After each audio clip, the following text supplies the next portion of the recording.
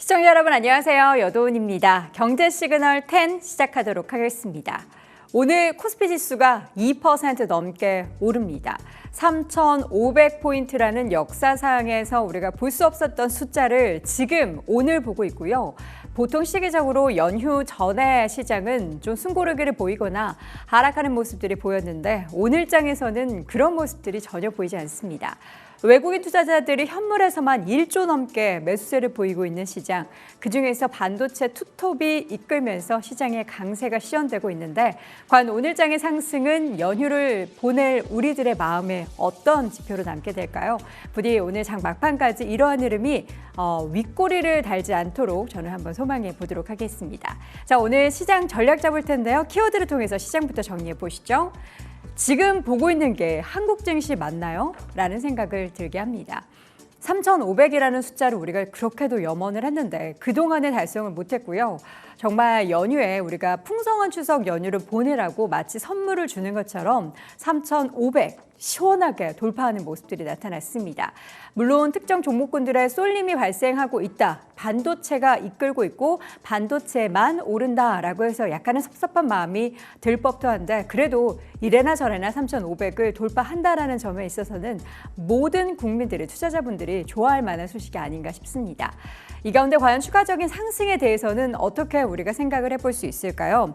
반도체 투톱 그리고 코스피의 절대적인 많은 파일을 차지하고 있는 시가총액 1위 종목의 강세가 오늘장 나타나고 있는데 드디어 SK하이닉스가 40만 닉스 선을 돌파를 했고요.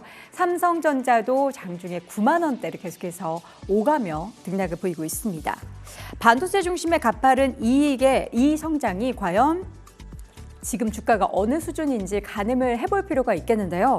어느 한 증권사에서 나왔던 보고서에 따르면요. 과거 코스피의 12개월 포워드 EPS가 상향될 때 바닥 대비해서 지수는 60에서 80%까지 올라왔다라고 합니다. 그런데 이번 사이클에서는 전체적으로 봤을 때는 한 11% 상승에 그쳤다라고 하는데요.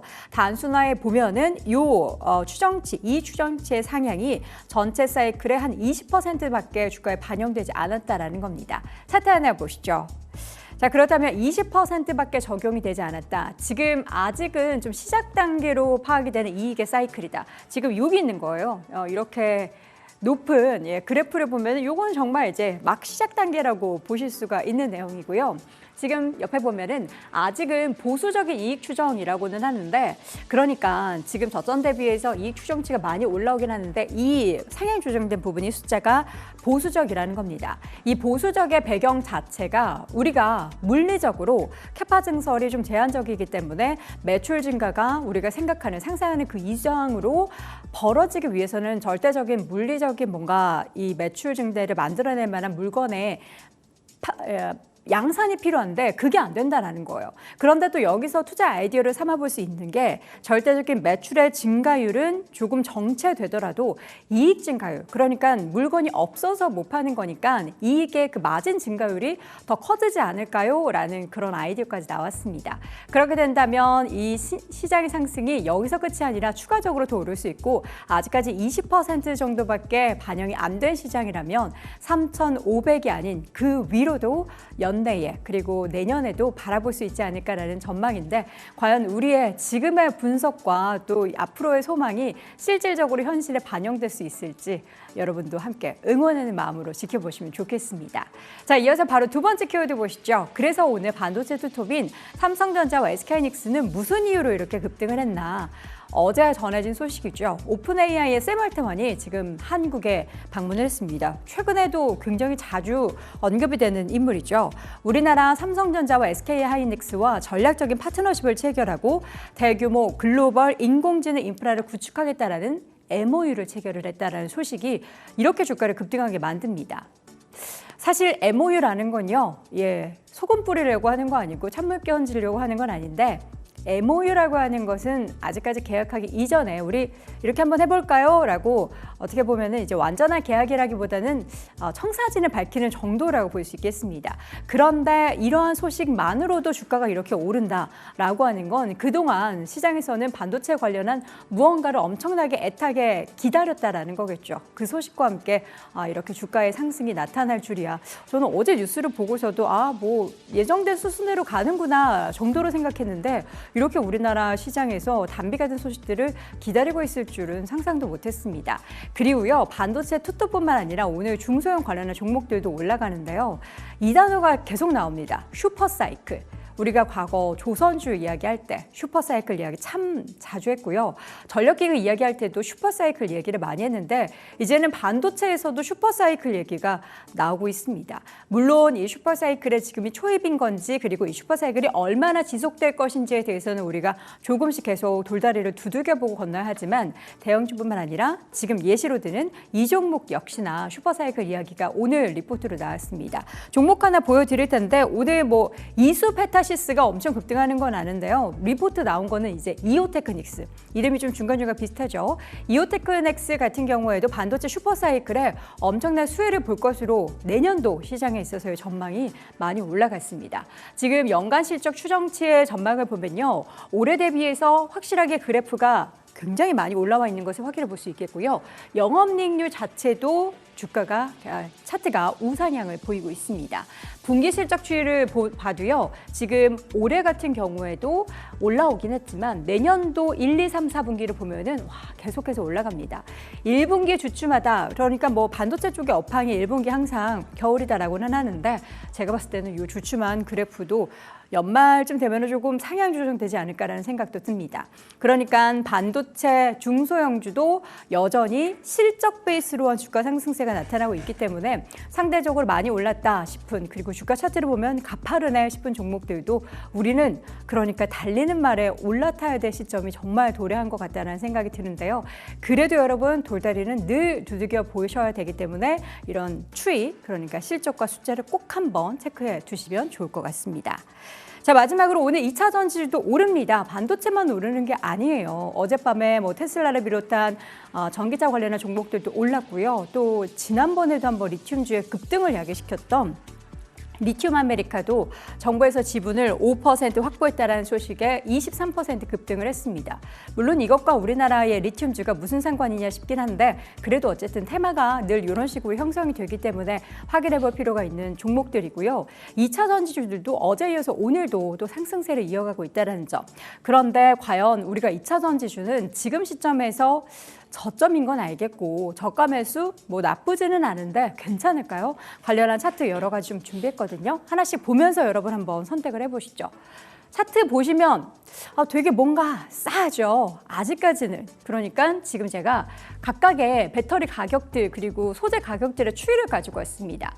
위에 보면은 각형 파우치형 배터리 가격의 추이입니다. 여기 조금 올라간다라고도 볼 수 있는데 어쨌든 바닥으로 많이 내려와 있고요. 지금 원통형 3원계 배터리 가격의 추이입니다. 조금 올라갔다라고 볼 수 있는데 여전히 좀 아쉽죠. 그리고 4원계 양극재 가격의 추이입니다. 아쉽네요. 그렇죠. 뭔가 돌아서는 게 아직 안 보이죠. 그리고 LFP 양극재 가격대 추이입니다. 그렇죠. 여러분 아직까지 잘 모르겠죠. 그리고 다음번에는 최근에 이제 리튬 가격 이야기했는데 가격 추이도 한번 보겠습니다. 차트 보여주시죠. 차트 보여주세요. 네, 탄산리튬 가격에 지수한 차트입니다. 최근에 요만큼 올라와가지고 우리가 탄산리튬 가격 올라왔다는 얘기 했었거든요. 다시 좀 꺾이고 있습니다. 요것도 조금 아쉽고요.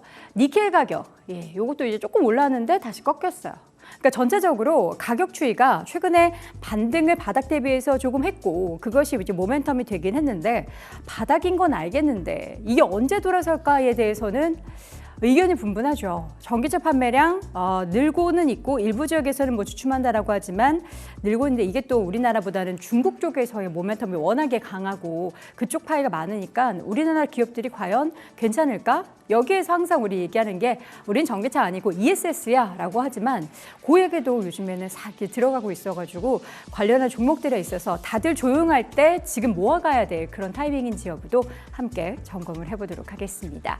자, 오늘 시장 3차 3,500포인트를 넘어선 가운데 추석 연휴 깁니다. 이 긴 휴장 동안 우리는 또 뭘 챙겨야 할지 잠시 전략까지 확인해 보시죠.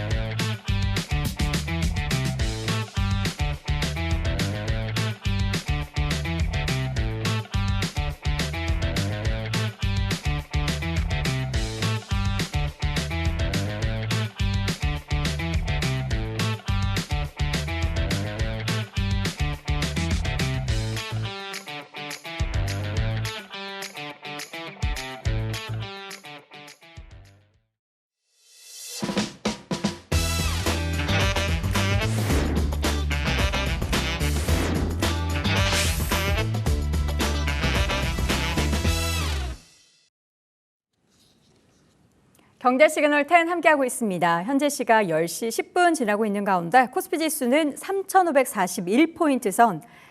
대단합니다. 2.48% 상승세 보이고요. 코스닥도 오릅니다. 0.8% 오른 852포인트 선. 코스피가 워낙에 거의 3배 가까이 올라가다 보니까 코스닥이 한 0.8% 오르는 게 애기하는 그런 생각을 들게 합니다. 시장이 너무 좋아서 약간 평정심을 찾고 이게 우리 지금 시점에서 사실 주식을 들고 계신 분들도 이거 어느 정도 착실은 해야 되나 싶은 생각 드실 거고요. 못 사셨던 분들은 이거 지금 사도 되나 하는 생각 하실 텐데 그 부분에 대해서 한번 속 시원히 이야기 나눠보겠습니다. AJ인베스트먼트 이재규 본부장 함께합니다. 어서 오세요. 안녕하세요. 네, 반갑습니다. 본부장님, 사도 돼요? 아니면 이거 참 조금 어려운 팔아야 것 돼요? 같아요. 이거 어떻게 해요? 저는 이제 개인적으로 네. 시청자분들마다 상황이 좀 다르겠지만 그렇죠. 수익이 나고 있다라고 한다면 저는 매도. 다요? 다는 아니지만 이 수익이 좀 크게 나고 있는 것들은 좀 네. 일부 매도가 맞지 않나라고 생각이 돼요. 그러니까 우리가 지금 반도체 저도 이렇게까지 사실 올라올 줄은 몰랐거든요. 그쵸? 지금 뭐 SK하이닉스 같은 경우도 40만 원, 삼성전자 같은 경우도 우리가 한 달, 두 달 전만 해도 7만 원에 가느냐 마느냐 이야기했었거든요. 그러니까 삼성전자가 지난 7월 3일 날 종가가 6만 4천 원입니다. 네. 그래서 7만 원이 가냐, 뭐 8만 원 가냐 이런 이야기 했었는데 이 정도로 올라왔다라는 것이 저는 일단 너무 행복하지만 지금 이제 수익이 나고 있는 분들은 좀 챙기시는 것도 괜찮을 것 같아요. 그래서 그 말씀 드리고 다만 이제 반도체를 안 가지고 계신 분들이 되게 힘들 것 같거든요. 네. 그래서 아까 전에 잠깐 앵커님께서 브리핑 하실 때 좀 들어봤는데 달리는 말에 올라타느냐? 네. 저는 냉정하게 말씀드려서 좀 늦은 것 같습니다. 지금 그래서 그 늦은 것을 내가 속도를 빨리 쫓아가려면은 그냥 일반 종목 사서는 쫓아갈 수 없다. 그래서 나는 반도체 레버리지 투자하겠다 하면서 한친이 저에게 나는 오늘 뭐 도안이면 뭐죠? 수익이 많이 나면 좋은 사겠다. 건데 이게 참 어려운 것 같습니다. 정말로. 그러니까 이게 시장이 밀릴 때에는 제가 왜 괜찮습니다라는 말씀을 드리는 게 굉장히 편하거든요. 근데 이렇게 올라갈 때는 저도 답변 드리기가 굉장히 어려운데 일단 이렇게 좀 생각을 하시면 좋을 것 같아요. 지금 우리가 반도체 중에서 몇몇 기업들 같은 경우는 정말 이 조정도 주지 않고 계속해서 올라왔거든요. 네. 그렇기 때문에 나는 저 종목이 없어서 왜 이렇게 좀 답답할까라는 생각이 들 텐데 예를 들어서 뭐 테크윙이라는 기업이 단기적으로 50% 올라왔다라고 하더라도 주식 투자라는 실제 투자자분들의 입장에서 이 50%라는 수익을 전부 다 누렸을 가능성은 거의 제로에 가깝습니다. 맞아요. 무슨 얘기냐면 우리가 한 종목만 보유하고 계신 게 아니거든요. 여러 종목을 보유하고 계시기 때문에 뭐 예를 들어서 테크윙이 50% 올라왔다라고 하더라도 전체 투자금에서 50%의 수익이 났다라고 생각하시는 것은 잘못됐다라는 거죠. 이걸 바꿔서 생각을 해보면 많이 올라간 종목들이 많기 때문에 내 계좌를 기준으로 봤을 때 나도 저만큼 수익이 났어야 되는데 라는 생각을 하실 수가 있는데 실제로 그렇지 않을 가능성이 높다라는 겁니다. 그렇기 때문에 지금부터는 오히려 저는 좀 침착하게 시장을 보실 필요가 있다라고 생각이 되고요. 반도체 쪽 같은 경우는 지금 우리가 디자인 하우스라고 불리우는 쪽 같은 경우는 주가가 거의 못 올라왔습니다. 그렇기 때문에 이런 쪽 같은 경우는 후발주로서의 변동성이 나올 가능성이 있다라고 보여지기 때문에 이 후발주들을 노려보시는 것도 저는 괜찮을 것 같아요. 그러니까 지금 많이 올라온 종목들이 좋으니까 많이 올라온 게 맞거든요. 뭐 실적에 대한 가시성이라든지 삼성전자와 SK하이닉스 양 매출이 많다든지 어쨌든 좋은 메리트로서 올라온 것은 맞지만 네. 여기서 매수라고 조정을 받았을 때 과연 버틸 수 있느냐 여부를 우리가 좀 생각을 해봐야 될 것 같거든요.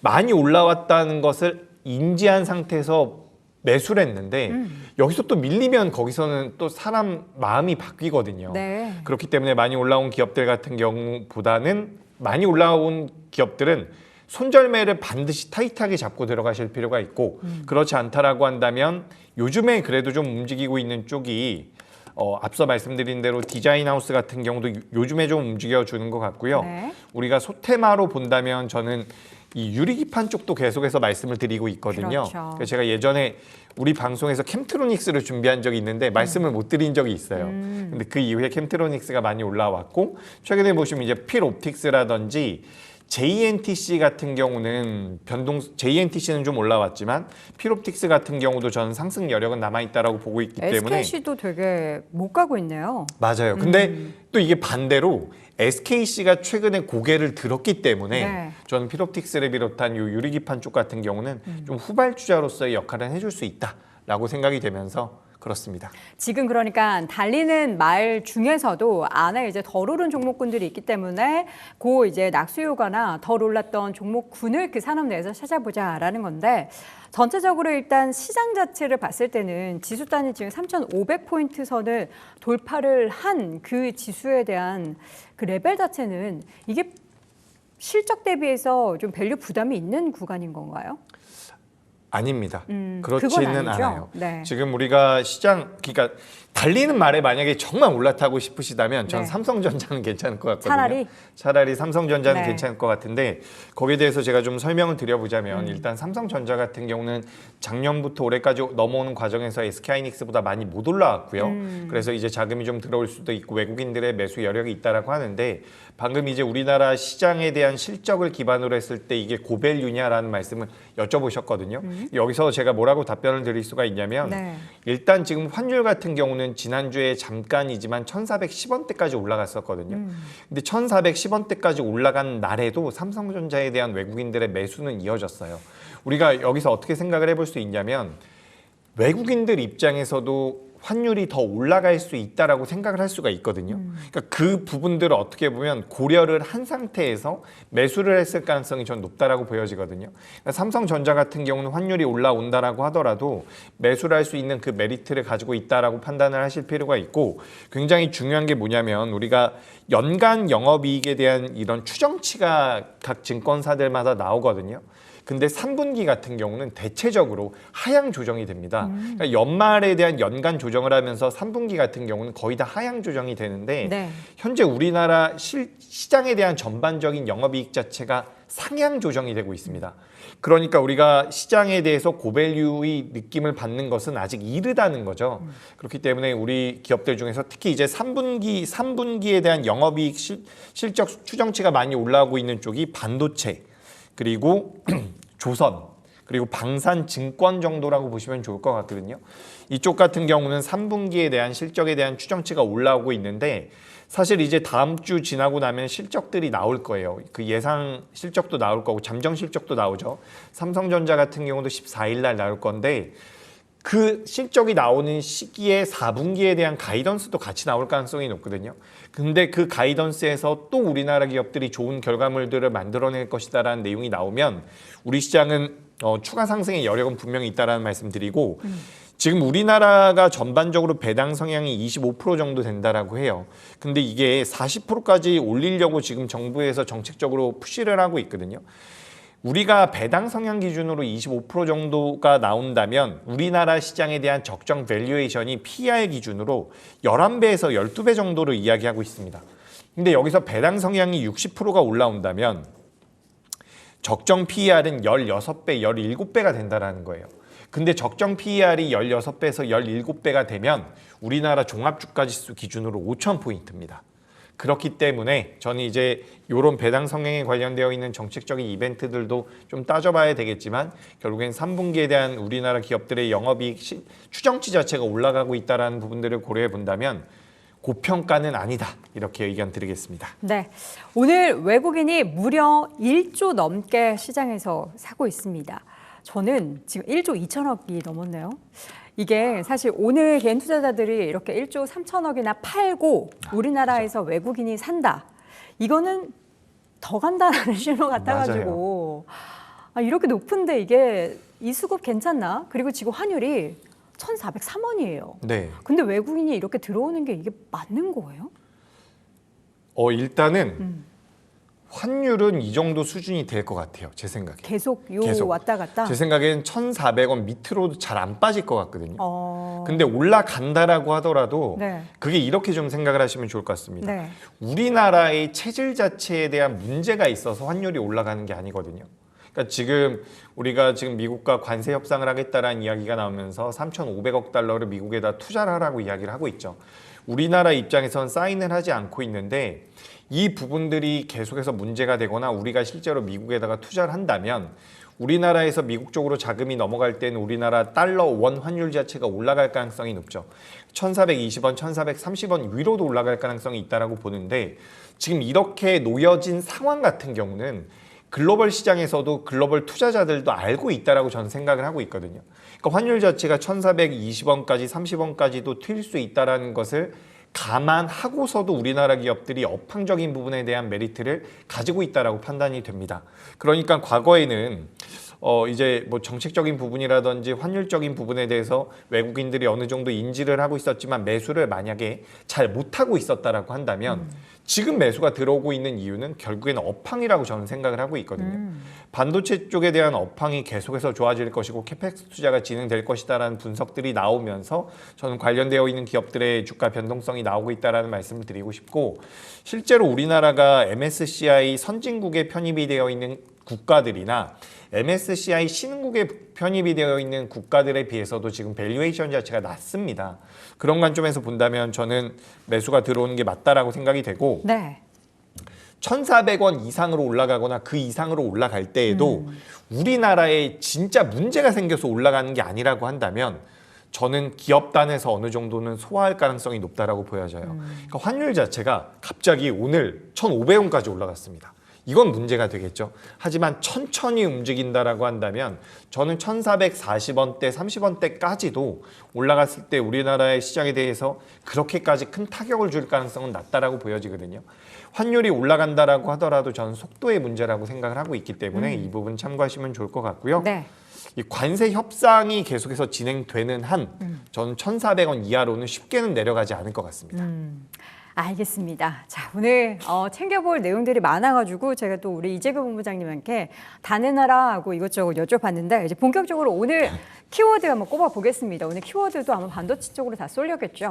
코스피 사상 최초 셧다운 오픈 AI와 손, 대세는 리튬, 제약사, 불기둥, 금값도 최고치, 외국이 2천만, 뷰티 대장은 K뷰티, 월드투어, 로봇칩 장악까지 꼽아봤습니다. 코스피가 사상 최초로 3,500포인트를 돌파를 했고 그와 함께 지금 시장에서는 개인 투자자들의 단기 매도가 나오고 있습니다. 지금 사실 우리가 생각해 봐야 할 변수들이 되게 많아요. 일단 우리는 맞아요. 추석 연휴란 말이죠. 그리고 연휴 동안에 미장은 열린단 말이에요. 그렇습니다. 그리고 미장은 지금 일단 셧다운에 돌입이 되어 있는 상황이고요. 지금 요즘에 최근에 스물스물 약간 프랑스 쪽에 있어서 뭐 프렉시트 얘기까지 나오고 있고 왜 그러는지 모르겠어요. 우리가 지금 바닥에서 예. 그러니까 뭔가 기저에 깔려 있는 악재들이 없는 건 아니거든요. 네. 혹시나 싶은 리스크 뭐 없나요? 리스크. 네. 리스크는 단기 사실 상승? 우리 그죠. 이제 단기적으로 많이 올라온 부분도 네. 있는데 진짜 리스크는요. 저는 그렇게 생각을 해요.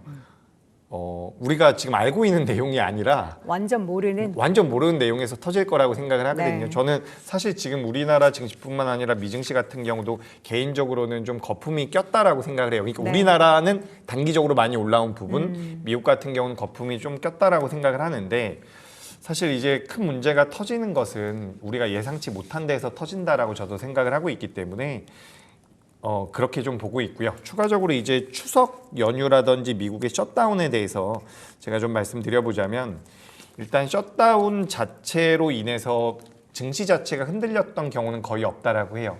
그래서 지금 지난 7년 전에 한번 셧다운이 있었고요. 그리고 이번에도 있는데 지금 2018년도 같은 경우는 셧다운 이후에 30일 정도, 35일 정도 기간 이후에 그 기간 동안에 S&P 500이 10%가 올랐다라고 해요. 네. 그리고 그 이전에도 5회에서 6회 정도의 셧다운이 있었을 때 미증시의 영향력이 거의 없었습니다.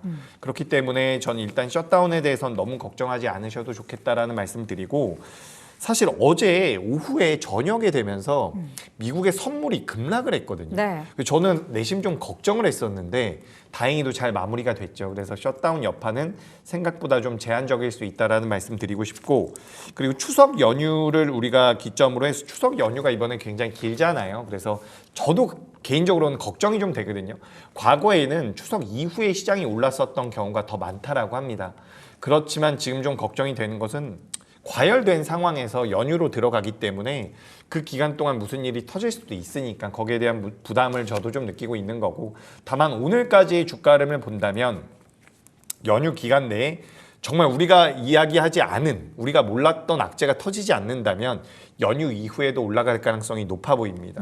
그래서 전반적으로 긍정적인 뷰를 이어가고 있고요.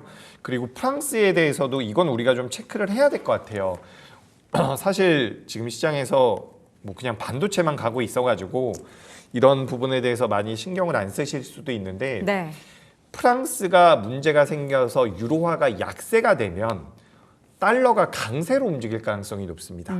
그러면 환율이 올라간다라는 거죠. 지금 이제 환율이 올라가는 과정에서도 우리나라 시장에 외국인들의 자금이 들어오고 있기 때문에 긍정적인데 만약에 환율이 순간적으로 많이 올라간다라고 한다면 일시적으로 매물이 나올 가능성은 있다라고 보여져요. 그래서 아까 전에도 환율에 대해서 말씀드릴 때 너무 빠르게 튀지만 않으면 괜찮다라고 했는데 유럽 쪽에서 문제가 터지면 일시적으로도 좀 튈 가능성이 있다라고 보여지니까 이거는 그래도 좀 체크가 필요하고 다만 오늘 이제 시장 보시면 비차익 순매수가 굉장히 많이 들어오고 있거든요. 그게 어떤 의미예요? 비차익 순매수라는 것은 우리나라 현물 시장에 대해서 매수를 하고 있다라고 보시면 좋을 것 같아요. 네. 그러니까 우리가 차익 순매수 같은 경우는 이제 이게 전반적으로 프로그램이라고 보시면 좋은데 차익 순매수가 많이 들어온다라는 것은 선물과 현물과의 가격의 괴리 때문에 자금이 들어오는 경우가 있거든요. 네. 그러니까 우리가 단순하게 생각을 해보면 우리는 지금 주식 매매를 하고 있는 투자자이기 때문에 뭐 선물이나 옵션 시장을 많이 안 볼 수도 있죠. 근데 실질적으로 선물과 옵션 시장, 우리가 파생이라고 말하고 있는 이 시장 자체의 규모가 굉장히 큽니다. 그렇기 때문에 기관 투자자들 같은 경우는 대체적으로 선물 시장과 옵션 시장과 그리고 현물, 우리가 주식이라고 말하고 있는 현물 시장을 연동해서 매매를 하거든요. 연동해서 매매를 하면서 매수, 프로그램 매수로 잡히는 것이 차익 순매수라고 보시면 좋을 것 같고요. 차익 순매수 같은 경우는 파생 시장에서 포지션이 바뀌면 순간적으로 매도로 다 나갈 수도 있어요. 그런데 이제 현물, 그러니까 우리 주식시장에 대한 긍정적인 스탠스를 가지고 들어오는 자금들을 비차익 순매수라고 보시면 좋을 것 같은데 오늘 거기에 대한 순매수가 지금 거의 7천억 정도가 들어오고 있습니다. 그러니까 우리나라 기업에 대한 베팅도 들어오고 있다고 저는 보여지기 때문에 수급은 사실 굉장히 좋은 것 같아요. 그래서 아까 전에 잠깐 말씀하셨잖아요. 지인분께서 레버리지, 반도체 레버리지 뭐 올라갈 수도 있을 것 같아요. 그러니까 지금 저한테 꼭 너 무조건 둘 중에 하나만 선택해라고 하신다면 전 지금도 매수가 맞다라고 둘 봐요. 중에 하나, 둘은 뭐예요? 하나는 상승과 뭐예요? 하락. 상승과 하락 중에 어느 쪽에 무조건 베팅을 해야 한다 무조건. 하면은 상승에 베팅을 예, 하겠다. 많이 올라오긴 했지만 부담이 되긴 하지만 상승이 맞다라고 봐요. 뭐 한 일주일, 2주일 조정 받더라도 네. 더 갈 것 같습니다. 아, 그러니까 지금 우리나라 시장에 대해서 굉장히 긍정적으로 보고 있는 거고 그런 상황이고요. 그리고 과거에도 그랬대요. 신고가가 나왔었던 증시에서는 약 37주 정도 랠리가 나왔다라고 해요. 평균적으로. 그 이후로 그러니까 신고가 처음 돌파한 날 이후로 네, 그러니까 지금 평균적으로 네. 33주 정도 올라왔다라고 하는데 지금 저점 대비해서 그러니까 신고가가 나온 네, 네, 이후에 네. 33주가 올라왔다라고 하는데 17주밖에 못 올랐던 시기가 있대요. 언제요, 그게? 제가 정확히는 모르겠어요. 그 약간 뭐 근육이나 뭐 이런 네. 빅 이벤트가 있었겠죠? 빅 이벤트 이후에 올라왔을 거예요. 근데 올라왔을 때 좀 짧게 올라간 시기가 17주. 네. 그리고 이제 평균적으로 33주인데 17주였던 시기를 제외하면 평균적으로 37주였다라고 해요. 요 17주가 이제 평균을 깎아먹은 깎아먹었군요. 건데, 그죠? 37주면 3년입니다. 9개월입니다. 9개월. 3년이라 해서 깜짝 놀랐어요. 저도 깜짝 놀랐네요. 9개월 정도. 네. 그래서 올해 우리가 중순쯤에 신고가가 달성이 됐다라고 한다면 그래도 내년 상반기까지는 열려 있지 않나라고 생각이 되거든요. 그리고 뭐 우리나라에서 이제 정책적인 아까 전에 말씀드린 그런 배당 성향 같은 경우도 좀 붙어준다라고 한다면 오늘 네. 보시면 아시겠지만 SK 스퀘어, 삼성물산 요거 이제 지주사의 성격을 가지고 있는 기업인데 주가의 변동성이 굉장히 잘 나오거든요. 어제 샘 올트먼과 이재명 대통령의 네. 이런 회담에서 이제 금산분리를 완화할 수 있다라는 내용이 나왔어요. 검토해 보겠다. 네, 그런 부분들로 인해서 이제 지주사 성격을 띠고 있는 종목들도 변동성이 나오는데 이런 기업들이 대체적으로 대형주입니다. 그렇기 때문에 이 기업들이 올라간다라고 한다면 지수 자체도 힘을 받을 가능성이 있다. 네. 저는 그렇게 보여집니다. 알겠습니다. 오늘 뭐 반도체가 이렇게 불기둥을 뿜어내니까 이게 좀 냉정하게 내가 지금 이 불기둥에 올라타는 것이 맞는가 좀 몸을 던져서 같이 활활 타오르는 게 맞나라는 그런 생각을 하게 하는데 물론 시장은 매일매일 오르진 않습니다. 다음 주 우리가 휴일을 보내고 난 금요일장 어떻게 될지 또 미장 안에서 엔비디아 얘기가 또 갑자기 뭐 AMD, 브로드컴, 인텔 어떤 얘기가 나올지 맞아요. 모르는 겁니다. 뭐 샘 알트만이 여기서 우리 악수하고 웃고 갔지만 미국 가서 뭐 또 어떤 발언을 할지는 모르는 맞아요. 거고요. 그러나 우리가 조금 더 멀리 봤을 때는 시장에 있어서의 우상향을 생각해 볼 수 있다라는 거고 그 점에서는 이제 우리가 조금 더 싸게 사고 싶은 마음은 누구나 있잖아요. 맞아요. 근데 또 내가 싸게 사고 싶어서 기다리면은 기다리는 가격은 오지 않고요. 이럴 때는 가장 현명한 건 분할 매수죠. 일단 매수를 좀 하고 지금은 제가 이 말씀 못 드릴 것 같아요. 제가 지난주, 지지난주에는 비슷한 말씀 한번 드린 것 같거든요. 일단 좀 매수를 하고 보자. 소량이라도. 근데 지금은 또 그게 아니고 오히려 이제 반도체가 아니라 다른 쪽을 보시는 것도 괜찮을 것 같아요. 자, 그렇다면 두 번째 키워드. 사실 오늘 저희가 반도체, 뭐 셧다운 이런 키워드를 이야기하려고 했는데 다른 쪽을 본다라고 하면 저 안에서 그래도 조금 올라가는 게 오늘 리튬주도 올라가거든요. 네, 대세는 리튬. 맞아요. 근데 뭐 이제 사실 리튬은 어떻게 보면 테마적인 성격이니까 제가 앞에서 이제 2차 전지 브리핑 하는 거 혹시 보셨어요? 그 내용이 네. 못 봤죠? 못 보셨다고 얘기하는. 잘 못 봤습니다. 그게 예. 보면은 가격이 그러니까 배터리 가격, 뭐 원자재 가격 이런 것들이 다 내려가죠. 다 지금 바닥이에요. 물론 조금 반등을 했다라고는 하는데도 여전히 바닥인데 그래도 오늘 2차 전지가 물론 어제 뭐 테슬라 오른 것도 있고 리튬 아메리카 오른 것도 있는데 어떻게 그 매력적인 종목군에 2차 전지도 포함되어 있으십니까? 이제 우리 방송을 보시는 분들께서 정말 나는 한 반년 동안 안 볼 수 있다 덮어놓고 라고 한다면 네. 2차 전지도 저는 괜찮을 것 같아요. 내년 3월에 내가 내 계좌를 열어보겠다. 올해 말까지만. 올해 말이요? 말까지. 3개월? 그 정도는 뭐 예. 가능하죠. 3개월 정도는 저는 2차 전지도 랠리가 나올 가능성이 높아 보이거든요. 그러니까 제가 왜 6개월에 대해서 혹은 1년에 대해서는 부담을 느끼냐면 방금 전에 말씀해 주셨던 것처럼 업황 개선 자체가 완벽하게 되지 않고 있어요. 게다가 이제 우리 기업들이 계속해서 하는 이야기가 ESS 쪽에 대한 모멘텀을 많이 가지고 있다라는 부분들, 네. 뭐 전기차 캐즘이 끝나간다라는 부분들이 있는데 사실 그것도 3개월 후에 우리가 확인을 해야 될 필요가 있다라고 보고 그렇죠. 지금부터 제가 3개월 정도는 매력적일 수 있다라고 말씀드린 것은 첫 번째 이유는 우리 시장에 대한 자신감입니다. 시장이 올라올 수 있다라는 자신감으로 인해서 뭐 시가총액 상위 종목군들에 많이 포진되어 있는 2차 전지 쪽으로 자금이 들어올 가능성이 높다라는 거. 그래서 이제 그 부분들이 기술적인 반등으로 이어질 가능성이 높다라고 보는데 일단 유럽 시장 같은 경우도 전기차 판매량이 제가 알기로는 다 늘었어요. 굉장히 많이 늘었고 2030년 이후에는 2030년도까지 전부 다 이제 전기차라든지 친환경 차량으로 바꾸겠다라고 이야기가 되고 있거든요. 그래서 우리나라 기업들이 유럽 쪽에서 수주를 많이 받는다라고 한다면 그에 따라서 모멘텀들이 좀 만들어질 가능성이 높고 그리고 미국 쪽 같은 경우도 ESS 시장에 대한 진출을 진행을 하고 있기 때문에 그와 관련돼서 주가 흐름이 잘 나올 가능성이 높다. 하지만 뭐 아까 전에 말씀하셨던 리튬 관련주들 같은 경우는 뭐 하이드로 리튬 같은 경우는 현재 환기 종목이고요. 네. 리튬 포어스 같은 경우도 관리 종목이거든요. 그래서 이런 기업들보다는 오히려 좀 규모가 큰 기업들 위주로 보시는 게 나을 것 같고요.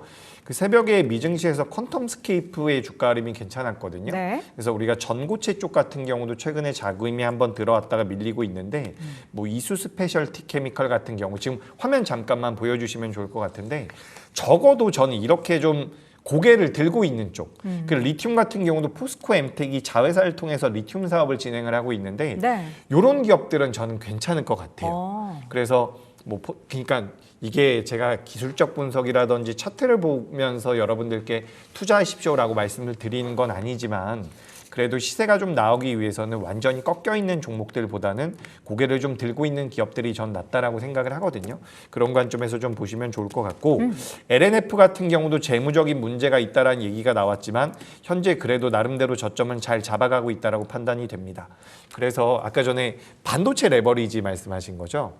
오히려 2차 전지 레버리지가 2, 3개월 동안은 좀 더 낫지 않을까 하는 생각도 들거든요. 그거 아세요? 네. 그 친구는 이미 2차 전지 레버리지를 샀더라고요. 아, 그래요? 자꾸 그 친구 얘기하는데 예. 그러니까 지금 우리 투자자들이 딱 이런 마음인 거예요. 맞아요. 이 낮아져 있는 종목을 한 번에 이렇게 뭔가 분명히 언젠가는 오르겠지라는 심리로 나는 2배의 수익을 물론 이제 레버리지가 물론 2배는 반드시 되는 건 아니지만 그렇죠. 그리고 이제 반도체도 이 올라가는 것에 있어서 나는 덜 수익을 봤으니까 2배로 해서 나는 더 만회해 보겠다. 그동안에 포모로 지냈던 그 시기를 만회해보겠다라는 마음 한숨 쉬시는 거예요. 아니 지금 쉬모업을 좀 이거 했습니다. 어떻게 해야 될까? 아 그러니까요. 예. 그러니까 근데 그게 또 절대적으로 아닙니다라고 말하기도 지금 맞아요. 시장이 너무 좋으니까. 맞아요.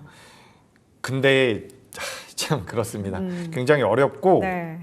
제가 말씀드릴 수 있는 건 이거 같아요. 어떤 거요? 지금 앞서서도 제가 비슷한 말씀을 드렸지만 수익이 나잖아요. 네. 이제 뭐 레버리지든 뭐 2차 전지든 매매를 해서 수익이 나시면 그 포모를 좀 덜 느끼실 거예요. 그러니까 눈으로 보면은 뭐 테크윙 이런 거 100%씩 가고 올라가니까 네. 너무 마음이 안 좋은데 그래도 내 계좌에 뭐 10%라도 20%라도 수익이 좀 쌓이면 마음이 좀 괜찮아질 수 있습니다. 그래서 저는 모두가 그러니까 올라간 만큼 수익 나기 어려워요. 네. 그러니까 좀 중심을 잘 잡으셨으면 좋겠고 너무 쫓아가지는 않으셨으면 좋겠다라는 말씀도 드리겠습니다. 알겠습니다. 오늘 이렇게 반도체가 올라가는 건 결국에 키워드 중에서 오픈 AI와의 어제 그 사진으로 봤던 화기애애했던 모습이 가장 큰 영향을 미치고 있고 그래서 지금 SK하이닉스가 11% 급등하고 SK스퀘어가 난리가 났습니다. 지금 17% 급등, 또 SK도 7% 그리고 삼성물산은 6%. 이건 이제 약간 또 금산분리 모요 내용도 같이 좀 포함이 된 거겠죠. 더불어서 오늘 전력 쪽에서도 HD 현대일렉트릭 그리고 어제 저희가 이건희 대표와 탑픽으로 꼽았던 종목 기억하시죠? 한미반도체의 주가도 5% 지금 6% 가까이 강세를 보이고 있습니다. 지금 MOU를 체결했거든요. 네. MOU. 의미 부여를 사실 MOU는 언제든 맞아요. 의무가 아니잖아요. 이게 그쵸. 계약서 도장을 완전 탕탕탕 찍어서 하겠다라는 게 아니니까. 근데도 이렇게 올라가는 거는 우리가 이제 단비를 기다렸던 그 상황에서 미국 쪽 기업인 오픈 AI 그죠. 하고 와서 MOU 체결 뭔가 보여주기 식인 것 같기는 한데 이거를 해석을 오늘 이렇게 과도하게 하는 거 괜찮다고 보세요? 그래서 제가 이게 좀 포모 현상이 와서 이제 개인 투자자분들께서 그냥 막 매수하시는 게 아닌가라는 생각이 들거든요. 근데 그게 아니잖아요. 그게 아니잖아요, 외국인 지금, 그죠? 포모예요. 외국인 포모. 외국인들이 1조 넘게 매수를 하고 있습니다. 네. 그래서 이게 일단 어제 나온 내용만 가지고 이만큼까지 반영되는 것은 전 어렵다라고 생각을 하는데 어쨌든 지금 오픈 AI가 약 700조 규모의 그 스타게이트 프로젝트를 진행을 하잖아요. 근데 거기에 대해서 전 세계 메모리 업체들 중에서 1, 2위 기업이 우리나라 기업이라는 것이 저는 굉장히 매력적이고 저 서남권과 그리고 동남권인가요? 동남권에는 삼성전자, 삼성 쪽 그리고 서남권 같은 경우는 SK 쪽에서 데이터 센터를 건립하겠다. 라는 내용이 나왔거든요. 그래서 그런 부분들로 인해서 뭐 월간 웨이퍼를 50만 장 공급을 했는데 이제 90만 장이 필요할 것이다. 이런 내용들이 막 부각이 되면서 반도체 업황에 대한 기대감이 굉장히 강하게 부여가 되고 있는 것 같습니다. 그래서 사실 시장이 안 좋을 때는 아무리 좋은 내용 나와도 주가 안 올라가거든요. 근데 지금은 조금만 호재성 내용이 나온다라고 하더라도 주가가 굉장히 힘을 많이 받아서 올라가는데 좋은 증시라서 그런 것 같아요. 좋은 증시다. 네. 투자 심리가 워낙에 좋아서 네. 작은 것만으로도 작은 호재만으로도 이렇게 한꺼번에. 근데 또 개인이 사는 게 아니라 외국인이 산다라는 점에 있어서 아 이게 진짜 뭐가 패러다임 자체가 달라졌구나라는 생각을 하게 만들어서 그게 또 개인의 포모를 불러일으키는 아 나 오늘 괜히 팔았나 하는 그런 생각을 하게 만드는 그런 시장인 것 예전에 같습니다. 이제 꽤 시간이 지난 것 같아요. 우리 코로나 사태 때도 네. 코로나 끝나고 나서 시장이 올라갈 때도 비슷하게 올라갔거든요. 여기서는 밀리겠지, 여기서는 밀리겠지 했는데 계속해서 올라갔어요. 맞아요. 그러니까 지금도 비슷한 상황이라고 보여집니다. 다만 당시에는 개인 투자자가 올렸거든요. 근데 지금은 외국인 투자자가 올리고 있기 때문에 일단 반도체라는 트렌드 자체는 이어질 가능성이 높아 보입니다.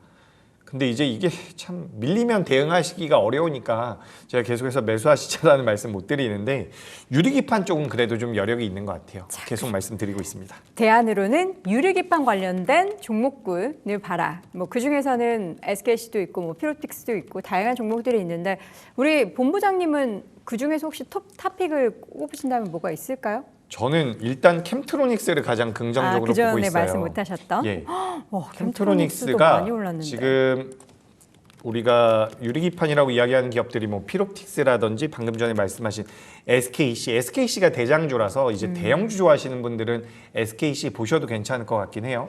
근데 뭐 SKC 지금 주가 흐름이 그렇게 탄력적이진 않기 때문에 캠트로닉스에 대해서 좀 말씀드려보자면 일단 이 기업은 디스플레이 쪽에서 매출이 안정적으로 나오고 있는 회사입니다. 매출이 안정적으로 나오고 있는데 그 OLED를 하면서 만들었었던 높여놨었던 기술력을 가지고 반도체로 넘어가고 있거든요.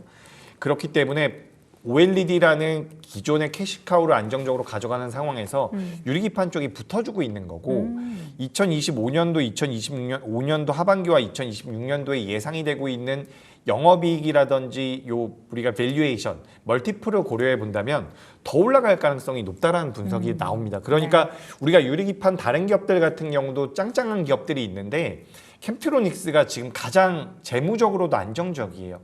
시가총액이 5천억 정도 나오고 있는데 영업이익이 400억 이상 나오는 기업이거든요. 네. 그렇기 때문에 저는 캠트로닉스를 저는 유리기판 쪽에선 대장주로 보고 있고 지금 35,000원대에서 거래가 되고 있는데 좀 눌리면 접근이 정말 가능할 것 같고요. 올라온다라고 한다면 전 4만 원대까지도 열려 있다라는 말씀 드리겠습니다. 알겠습니다. 자, 오늘의 탑픽을 이제 골라봐야 될 텐데 반도체도 2차 전지도 아닙니다. 오늘은 조선 쪽에서 고르셨어요. 네. 반도체가 이렇게 갈 줄 알았으면 반도체를 또 준비했어야 될까 싶은데 지금 우리가 어제까지만 해도 조선과 방산이 다시 한번 올라와 줬거든요. 맞아요. 결국에는 저는 실적 베이스라고 생각을 하고 있는데 조선 쪽 같은 경우는 3분기보다 4분기가 더 좋을 가능성이 높아요. 네. 그렇기 때문에 다음 주에 실적 발표가 된 이후에도 조선 쪽 같은 경우는 관심이 필요하고 그중에서 제가 한국카본이라는 기업을 준비를 했는데 한국카본. 이 기업 같은 경우는 보냉제를 만드는 회사입니다. 네. 제가 방송을 하면서 항상 동성화인텍을 말씀드렸는데 이번엔 한국카본을 준비를 해봤어요. 같은 사업 구조를 가지고 있다라고 보시면 좋은데 한국카본의 주가 흐름이 좀 더 좋아가지고 이 기업을 준비를 해봤고요. 뭐 북미 쪽에서 LNG 운반선에 대한 발주가 확대될 거라는 내용도 있지만 LNG 프로젝트라고 해가지고 그 파이프라인을 만들어서 LNG를 캐와서 쓰는 그 과정에서도 이 LNG 보냉제가 필요하다라고 하거든요. 그래서 그런 LNG 쪽에 대한 캐파 확장에 대한 수혜가 지금 3분기보다는 4분기보다는 2026년도에 반영될 가능성이 굉장히 높다라고 보여지기 때문에 전 한국카본을 좀 보시는 게 좋을 것 같아요. 그래서 반도체가 계속해서 강세를 이어가는 과정에 하반기 같은 경우는 조선과 방산이 다시 한번 올라올 가능성이 높고 변동성을 본다면 연말까지 고려해봤을 때 저는 제약바이오도 좋을 것 같은데 오늘 제가 말씀드리기에 가장 적합한 기업은 한국카본이라고 생각이 돼서 이 기업을 준비를 해봤습니다. 한국카본 목표 주가를 그럼 설정을 한번 해볼까요? 목표 주가는 4만 원 말씀드리고요. 4만 원. 손절가는 3만 원으로 의견 드리겠습니다. 알겠습니다. 오늘 한국화보는 또 신규 탑픽으로 꼽아봤고요. 지금 조선주 가운데서 순환매 과정으로 한 번쯤 기다려볼 만한 종목으로 목표 주가는 4만 원, 손절가 3만 원 제시해 보도록 하겠습니다. 오늘 AJ인베스트먼트 이재규 본부장 함께했습니다. 고맙습니다.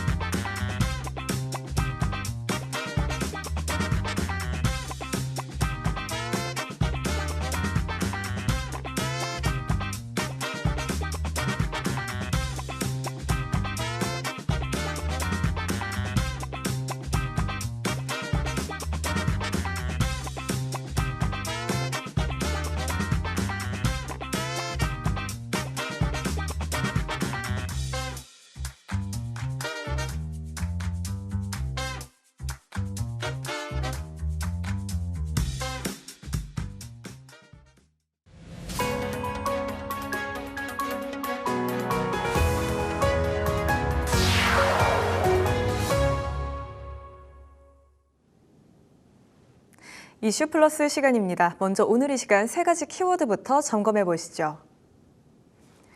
오늘은 상상인증권에 대한 이야기들 파헤쳐 보도록 하겠습니다. 상상인증권 대주주 변경 후에 재무 건전성이 악화됐다고 하는데요. 이 지점에서부터 출발해 봐서요. 취임 1년이 된 주원 상상인증권 대표 아쉬운 성적표를 받아들게 된 사연에 대해서 확인해 보도록 하겠습니다.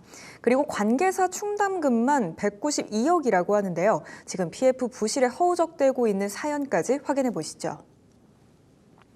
오늘 이 시간에는 보도국의 박세연 기자와 함께하겠습니다. 어서 오십시오. 안녕하세요.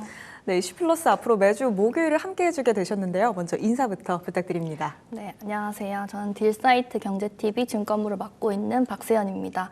앞으로 증권업계 다양한 이슈들 그리고 심층 분석한 내용 전해드리겠습니다. 네, 앞으로 박세연 기자와 함께 매주 목요일 이 시간 채워가도록 하겠습니다. 그렇다면 첫 번째 이야기부터 나눠보시죠. 상상인증권이 상상인그룹에 편입된 이후로 공격적인 사업 확장에 나섰지만 실제 성과는 다소 부진한 모습입니다. 부채를 크게 늘려서 영업에 나섰지만요. 오히려 수익성이 개선되기보다는 재무 건전성만 악화됐다는 지적들도 들려오고 있는데요. 먼저 최근의 실적 흐름부터 확인해 보겠습니다. 네, 상상인증권은 올해 2분기 연결 기준 100억 원의 영업 적자를 기록했습니다. 지난 1분기 소폭 흑자 전환에 성공했지만 곧바로 다시 적자로 돌아선 건데요. 실적 흐름을 보면 2022년 8억 원의 영업 적자를 기록하며 전년도 138억 원의 흑자에서 적자로 전환을 했고 2023년에는 10억 원으로 소폭 흑자 전환에 성공했지만 2024년 들어 다시 500억 원 적자를 기록했습니다. 특히 부동산 PF 대손 충당금 적립이 실적을 크게 짓눌렀습니다. 네, 대주주 변경 이후로 오히려 확장해 나갔던 이 사업들이 상상인증권의 발목을 잡고 있다는 이야기들도 들려오고 있는데요. 전문가들은 또 어떤 이유를 지적하고 있을까요? 네, 전문가들은 이 무리한 사업 확장이 수익성 악화로 이어졌다고 평가합니다. 한국신용평가는 대주주 변경 이전 상상인증권은 사업 구조가 단순했지만 이후 IB와 채권 운용 등으로 영역을 넓히면서 판관비 부담이 커졌다며 이에 대응한 수익은 크지 않았고 PF 부담도 부정적으로 작용했다고 분석했습니다. 이어 RP 매도를 통해 단기에 자금을 조달하면서 재무 부담도 크게 늘었다고 지적했습니다. 네, 이런 사업 확장 같은 경우에는 재무 건전성에도 좋지 않은 영향을 미쳤는데요. 구체적으로 얼마나 나빠졌는지 한번 확인해 볼까요? 네, 상상인증권은 2019년 그룹 편입 이후 620억 원 규모 유상증자로 재무 구조를 개선했습니다. 하지만 2023년부터 RP 매도를 중심으로 자금을 조달하면서 지표가 급격하게 흔들렸는데요. RP 매도 규모는 994억 원에서 6,317억 원으로 6배 늘었고 조정 레버리지 비율은 2.5배에서 9.6배까지 치솟았습니다. 순자본 비율도 258%에서 207%대로 낮아졌습니다. 네, 재무 상황이 이렇다 보니까 아무래도 신용평가사들의 평가도 좀 달라졌다고요. 네, 지난해 말 한국신용평가는 상상인증권의 신용등급 전망을 안정적에서 부정적으로 낮췄습니다. 한국기업평가 역시 영업 순수익 점유율과 자본력이 동종 소형사 대비 열이하다고 지적했는데요. 상상인증권의 총 자산은 2019년 5,809억 원에서 올해 상반기 1조 9,073억 원으로 3배 늘었지만 자기 자본은 1,834억 원으로 사실상 제자리 걸음했습니다. 대주주 변경 이후 600억 원 넘는 유상증자를 실시한 것을 감안하면 자본이 줄었다는 평가도 나옵니다. 상상인증권 관계자는 건전성 관리를 강화하고 수익성 향상을 통한 소율성 개선에 나서겠다고 밝혔습니다. 네, 우선은 상상인증권이 받아들이게 된 이 재무 안전성이라는 문제에 대해서 짚어봤는데요. 그렇다면 이제는 주원 대표에 대한 이야기로 넘어가 보도록 하겠습니다. 취임 1주년을 앞두고 있죠. 주원 상상인증권 대표의 성적표 한번 확인해 볼 텐데요. 올해 1분기에 소폭 흑자 전환에 성공하나 하는 모습 보였지만 2분기 들어서는 다시금 대규모 적자를 기록하면서 우려가 커지고 있습니다. 먼저 최근의 실적 흐름 한번 점검해 볼까요? 네, 앞서 말씀드렸다시피 상상인증권은 상반기 누적 적자를 기록했습니다. 하지만 3분기에도 이 적자는 예상되는 상황인데요. 상반기 손실 규모는 다소 줄었지만 영업 수익이 반토막 나면서 본업 경쟁력이 악화된 것이 아니냐는 지적이 나오고 있습니다. 주원 대표 취임 이후 비용 절감을 통해 적자폭은 줄긴 했지만 IB와 리테일, 자산운용 등 이 증권사 주요 사업 부문 수익이 모두 급감한 것으로 나타났습니다. 네, 그렇다면 상반기의 성적표를 조금 더 자세하게 뜯어보도록 하겠습니다. 상상인증권의 실적 흐름은 어떨까요? 네, 상상인증권은 올해 상반기 연결 기준 영업손실 99억 7천만 원을 기록했고 같은 기간 당기 순손실은 73억 3천만 원으로 집계됐습니다. 전년 동기와 비교하면 손실폭은 줄었지만 영업수익은 크게 감소했는데요. 지난해 상반기 영업손실은 247억 원, 당기 순손실은 217억 원을 기록했습니다. 하지만 이 매출액에 해당하는 영업수익 추이를 살펴보면 전년 대비 반토막 난 상태입니다. 올해 상반기 영업수익은 895억 원을 기록하며 전년 동기 대비 42.73% 감소했습니다. 네, 상상인증권의 최근 흐름 쉬워 보이지는 않는다라는 생각 드는데요. 그렇다면 이렇게 상상인증권을 이끌고 있는 주원 대표는 어떤 인물인지 또 어떤 배경으로 상상인증권에 취임하게 됐는지도 한번 정리해 주시죠. 네, 주원 대표는 지난해 10월 상상인증권 대표직에 올랐습니다. 당시 임태중 전 대표가 갑작스럽게 사임하면서 약 3개월 동안 공석이었던 CEO 자리를 주원 대표가 맡게 된 건데요. 1963년생인 주원 대표는 연세대 경영학과와 뉴욕대 MBA를 졸업한 이후 쌍용투자증권, 현재 신한투자증권을 시작으로 증권업에 입문했습니다. 이후 키움증권과 유진투자증권 임원을 거쳐 2009년부터 2013년까지는 당시 KTB투자증권, 현재 다올투자증권이죠. 다올투자증권 대표를 지냈고 2017년부터 2024년까지는 흥국증권 대표를 역임했습니다. 주원 대표는 작년 10월 취임 당시 지속가능한 성장을 위해 업무 효율성을 지속 개선하고 모든 역량을 집중해 상상인증권만의 경쟁력을 제고하겠다며 IB 등 증권사 본연의 역할에 충실하고 시장에서 신뢰받고 가치를 인정받을 수 있도록 최선을 다하겠다고 포부를 밝힌 바 있습니다. 네, 이런 포부처럼 실제로 성과가 이어졌는지가 중요할 텐데요. 사업 부문 성과 어땠는지도 궁금하고요. 구체적으로 또 실적이 어떻게 찍혔는지 부탁드립니다. 네, 상상인증권의 IB와 리테일 그리고 자산운용 부문 실적은 크게 악화됐습니다. 부문별 실적을 살펴보면 IB 부문은 반기 기준 영업수익 147억 원을 기록하며 전년 동기 대비 38.23% 감소했습니다. 리테일과 운용은 더 심각한 수준인데요. 리테일 부문은 81.95% 급감한 107억 원을 기록했고 자산운용은 91.51% 감소한 51억 원으로 집계됐습니다. 이 영업수익이 줄었음에도 불구하고 손실폭을 줄일 수 있었던 건 바로 이 영업비용 통제의 영향이 컸습니다. 올해 상반기 상상인증권의 영업비용은 995억 원으로 전년 동기 대비 44.99% 줄었습니다. 증권업계 관계자는 이 반기 보고서를 보면 전 사업 부문에서 골고루 영업수익이 줄어든 것을 확인할 수 있다며 영업비용 측면을 크게 줄여서 손실을 줄인 측면이 있다고 분석했습니다. 이어 증권업이 점점 자본 싸움으로 흐르다 보니 투자 의사결정에도 소극적으로 변하는 측면이 있다며 분명 돌파구가 필요하지만 현실적으로 쉽지 않은 상황이라고 덧붙였습니다. 반면 이에 대해 상상인증권 관계자는 지속 가능한 성장을 이뤄가도록 노력할 것이라며 상상인증권만의 경쟁력을 제고하겠다고 밝혔습니다. 네, 상상인증권이 과연 어떤 돌파구를 마련하게 될지도 체크해 보셔야겠고요. 끝으로는요, 부동산 프로젝트 파이낸싱 PF분 부실 문제 확인해 보도록 하겠습니다. 이 지점이 다시금 시장에서 주목을 받고 있는 것 같은데요. 현재 상황이 어느 정도인지부터 먼저 설명해 주시죠. 네, 상상인증권은 이 특수 목적법인 SPC를 통한 PF 대출에서 손실이 불어나면서 쌓인 충당금 규모가 무려 192억 원에 달합니다. 기존 부실 사업장의 정리가 늦어지는 데다가 올해 들어 새로운 부실까지 발생하면서 재무 부담이 더 커지고 있는 상황인데요. 금융감독원 전자공시 시스템에 따르면 올 상반기 말 기준 상상인증권의 종속 관계기업 20곳 가운데 11곳이 채권 손실이 발생했습니다. 이들 기업에 대한 손실 충당금만 총 192억 원으로 작년보다 소폭 늘어난 상황인데요.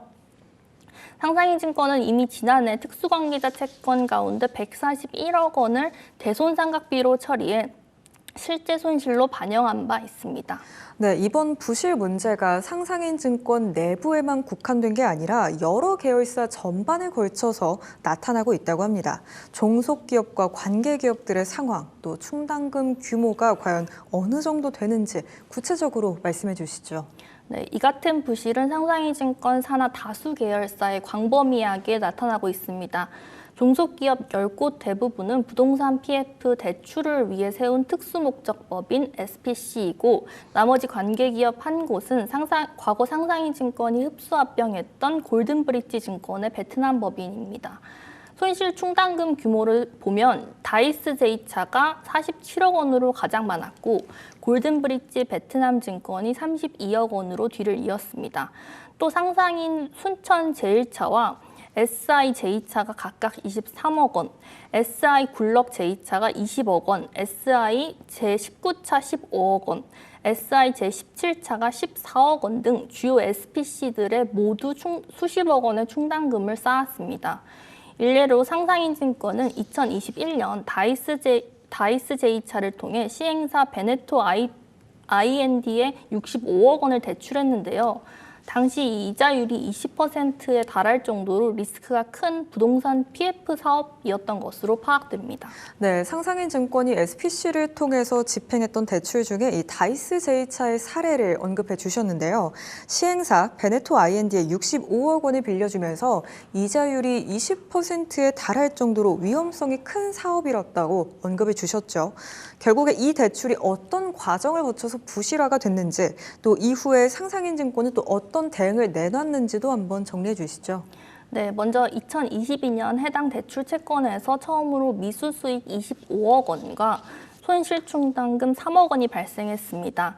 시행사 베네토 IND가 이자를 제때 내지 못하면서 상상인증권이 손실에 대비하기 시작한 건데요. 특히 2022년은 이른바 레고랜드 사태로 증권업계 전반의 부동산 PF 리스크가 본격적으로 수면 위로 떠오른 시기였습니다. 금리 인상 국면에서 부동산 투자 심리가 급격하게 위축됐고 저금리 시기에 공격적으로 PF 사업에 나섰던 중소형 증권사들이 부실을 직접 떠안게 됐습니다. 상상인 증권도 예외는 아니었는데요. 2023년 들어 다이스제이차가 보유한 베네토 I&D 대출 채권은 29억 원으로 반토막 났고 미수 수익은 32억 원으로 원금을 윗돌았습니다. 이 과정에서 이율을 20%에서 10%로 낮췄는데 이는 사업을 어떻게든 살려보려고 했던 조치였던 것으로 해석됩니다. 하지만 올해 들어 손실 충당금은 47억 원까지 불어났습니다. 최소 대출 원금이 65억 원이었던 점을 감안하면 사실상 원금과 이자를 거의 회수하지 못할 것으로 보는데요. 실제로 베네토 I&D는 2023년 감사보고서에서 계속기업 존속 불확실성을 이유로 의견 거절을 받았고 현재는 청산 절차에 들어간 것으로 파악됩니다. 네, 다이스 제이차 사례 한번 짚어봤는데요. 이 문제가 특정 SPC에만 국한된 것이 아니라 상상인 증권 산하에 있는 다른 특수목적 법인들로까지 번지고 있다는 지적도 나오고 있습니다. 실제로 이 PF 부실이 얼마나 확산됐는지 또 이런 상황이 상상인 증권 전체 실적과 재무구조에는 어떤 영향을 미치고 있을까요? 네, 다이스제이차뿐만 아니라 상상인 증권 산하의 다른 SPC들도 비슷한 상황을 겪고 있습니다. 2023년까지만 해도 더 많았던 SPC들은 절반 이상 정리됐지만 SI 제17차의 경우 올해 들어서만 손실충당금이 13억 원가량 늘어나는 등 새로운 부실이 계속 터져나오고 있습니다. 결국 수년간 이어진 부동산 PF 대손 부담이 올해도 계속되는 모양새입니다. 한국기업평가에 따르면 상상인 증권을 비롯한 중소형 증권사의 부동산 PF 우려 익스포저 비중은 2024년 6월 말 25.9%에서 올해 말 29.1%로 오히려 악화됐습니다. 기존 부실 사업장 정리에 어려움을 겪는 동시에 신규 우량 사업을 확보하지 못하면서 잔존 자산에 대한 위험도가 커졌기 때문으로 분석됩니다. 이 같은 관계사 리스크는 상상인 증권의 전반적인 실적 부진과 맞물려 재무 부담을 키우고 있습니다. 상상인 증권은 작년 473억 원의 대규모 순손실을 기록한 데에 이어 올해 상반기에도 73억 원의 순손실을 기록하는 등 적자 구조가 고착화된 모습입니다. 수익을 내는 홀세일 부문을 제외한 모든 사업부가 적자를 기록하면서 관계사 부실로 인한 추가 자금 유출은 회사의 미래를 더욱 어둡게 만들고 있는 상황인데요. 한국기업평가도 중소형 증권사의 PF 익스포저 양적 부담은 크게 감소했지만 부실 우려와 중후순위 비중이 늘면서 질적 부담이 내재하고 있다며 잔존 사업장의 리스크가 증가하고 신규 우량 수주가 줄어들면서 위험이 더 커졌다고 진단했습니다. 하지만 상상인 증권 측은 PF 처리 방안과 관련해 뚜렷한 답변을 내놓지 않고 있는 상황입니다. 네, 여러 가지 어려움에 부딪힌 상황을 맞닥뜨린 상상인 증권인데요. 이 부실 PF 처리 방안 관련해서 구체적인 내용이 전해질지는 꾸준한 확인이 필요하겠습니다. 우선 오늘 시장에서 증권 업종들 일제히 빨간불 켜내고 있습니다. 상상인 증권도요, 현재 2.35% 오르면서 739원 선 지나가고 있고요. 그 밖에 증권주들도 조금 더 살펴보면 미래에셋증권이 무려 7%가 넘는 급등세 보이고 있고요. 기움증권도 5% 넘는 오름세 보이면서 25만 7,500원 선 지나가고 있다는 점까지도 확인해 보시죠. 오늘 이 시간에는 보도국의 박세연 기자와 함께했습니다. 고맙습니다. 감사합니다.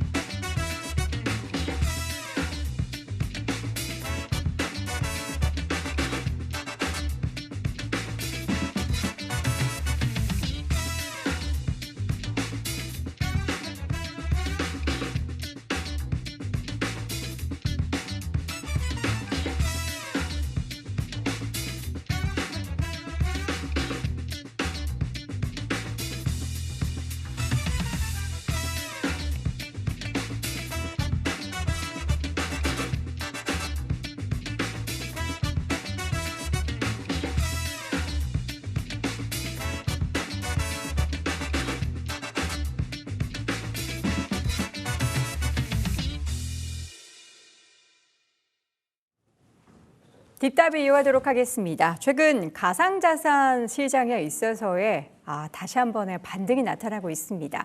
금리 인하에 대한 기대감이 올랐기 때문일까요? 아니면 무언가 유동성의 변화가 있는 걸까요? 관련한 이야기 오늘 자세하게 나눠볼 텐데요. 스매시파이의 백훈종 대표 함께합니다. 어서 오세요. 네, 안녕하세요. 네, 반갑습니다. 미국 정부가 셧다운을 발표하자 가상자산 시장은 오히려 이것을 호재로 받아들이는 것 같은데 그게 금리 인하 기대감 때문일까요?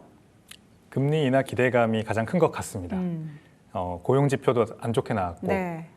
그동안 사람들이 기다려왔던 이 공격적인 양적 완화나 기준금리 인하에 대한 기대감이 커지고 있어가지고 비트코인 가격이 반등을 한 거라고 보고요. 네. 거기에 플러스 지금 연방정부 셧다운이라는 사태는 결국 또 불확실성이 한 스푼 추가되는 거기 때문에 사실 연방정부 셧다운 자체는 그렇게 큰 악재는 아니에요. 네. 이미 가격에 많이 반영돼 있었기 때문에 오히려 지금 현실화되자 주식시장도 반등하고 비트코인도 반등하고 금값도 사상 최고치로 또 오르고 이런 모습들을 보이고 있는 겁니다. 근데 항상 악재라는 거는 이 추가가 되는 거거든요. 누적되는 악재가 결국 하나의 큰 트리거가 되기 때문에 지금 뭐 켜커이 쌓이고 있는 경기에 대한 불확실성, 고용시장이 안 좋아지는 모습을 보이면서 물가는 안 잡히고 기준금리 인하의 경로라고 하는 거는 공격적이지 않을 것 같다는 시각이 아직 지배적이고요. 이런 상황에서 결국 어딘가로 돈이 가야 된다면 뭐가 가장 안전하냐, 뭐가 가장 좋으냐 이런 관점에서 봤을 때 비트코인이 이제야 본격적으로 조금 더 관심 받는 것 같습니다. 게다가 이제 뒤에서 말씀하시겠지만 아마 계절성도 이제 있거든요. 계절성. 네, 비트코인의 이제 계절성도 지금 딱 좋은 시기라서 여러 가지가 네. 맞물려서 가격이 급등하고 있는 것 같습니다. 자, 지금 이제 우리나라 물론 이제 가상자산 시장은 365일 24시간 쉬지 않지만 국장의 긴 연휴 동안 가상자산도 이제 우리 투자자분들이 물론 보시는 분들이 더 많겠지만 살짝은 안 보시는 분들도 계시니까 주요한 어떤 이벤트가 혹시 연휴 사이에 있습니까? 우리나라에서는 코인 가격에 영향을 줄 만한 이벤트는 딱히 없죠. 네. 근데 이제 미국에서는 계속해서 나오는 경제 지표들을 봐야 될 거고요. 네. 그다음에 중국이 지금 금을 굉장히 많이 사고 있어요. 중국 국가적으로도 기관 투자자들도 네. 그리고 시진핑 주석이 주변국들에게 이제 한번 얘기를 한 게 있어요. 상해 금거래소에다가 금을 사가지고 좀 모아놨으면 좋겠다.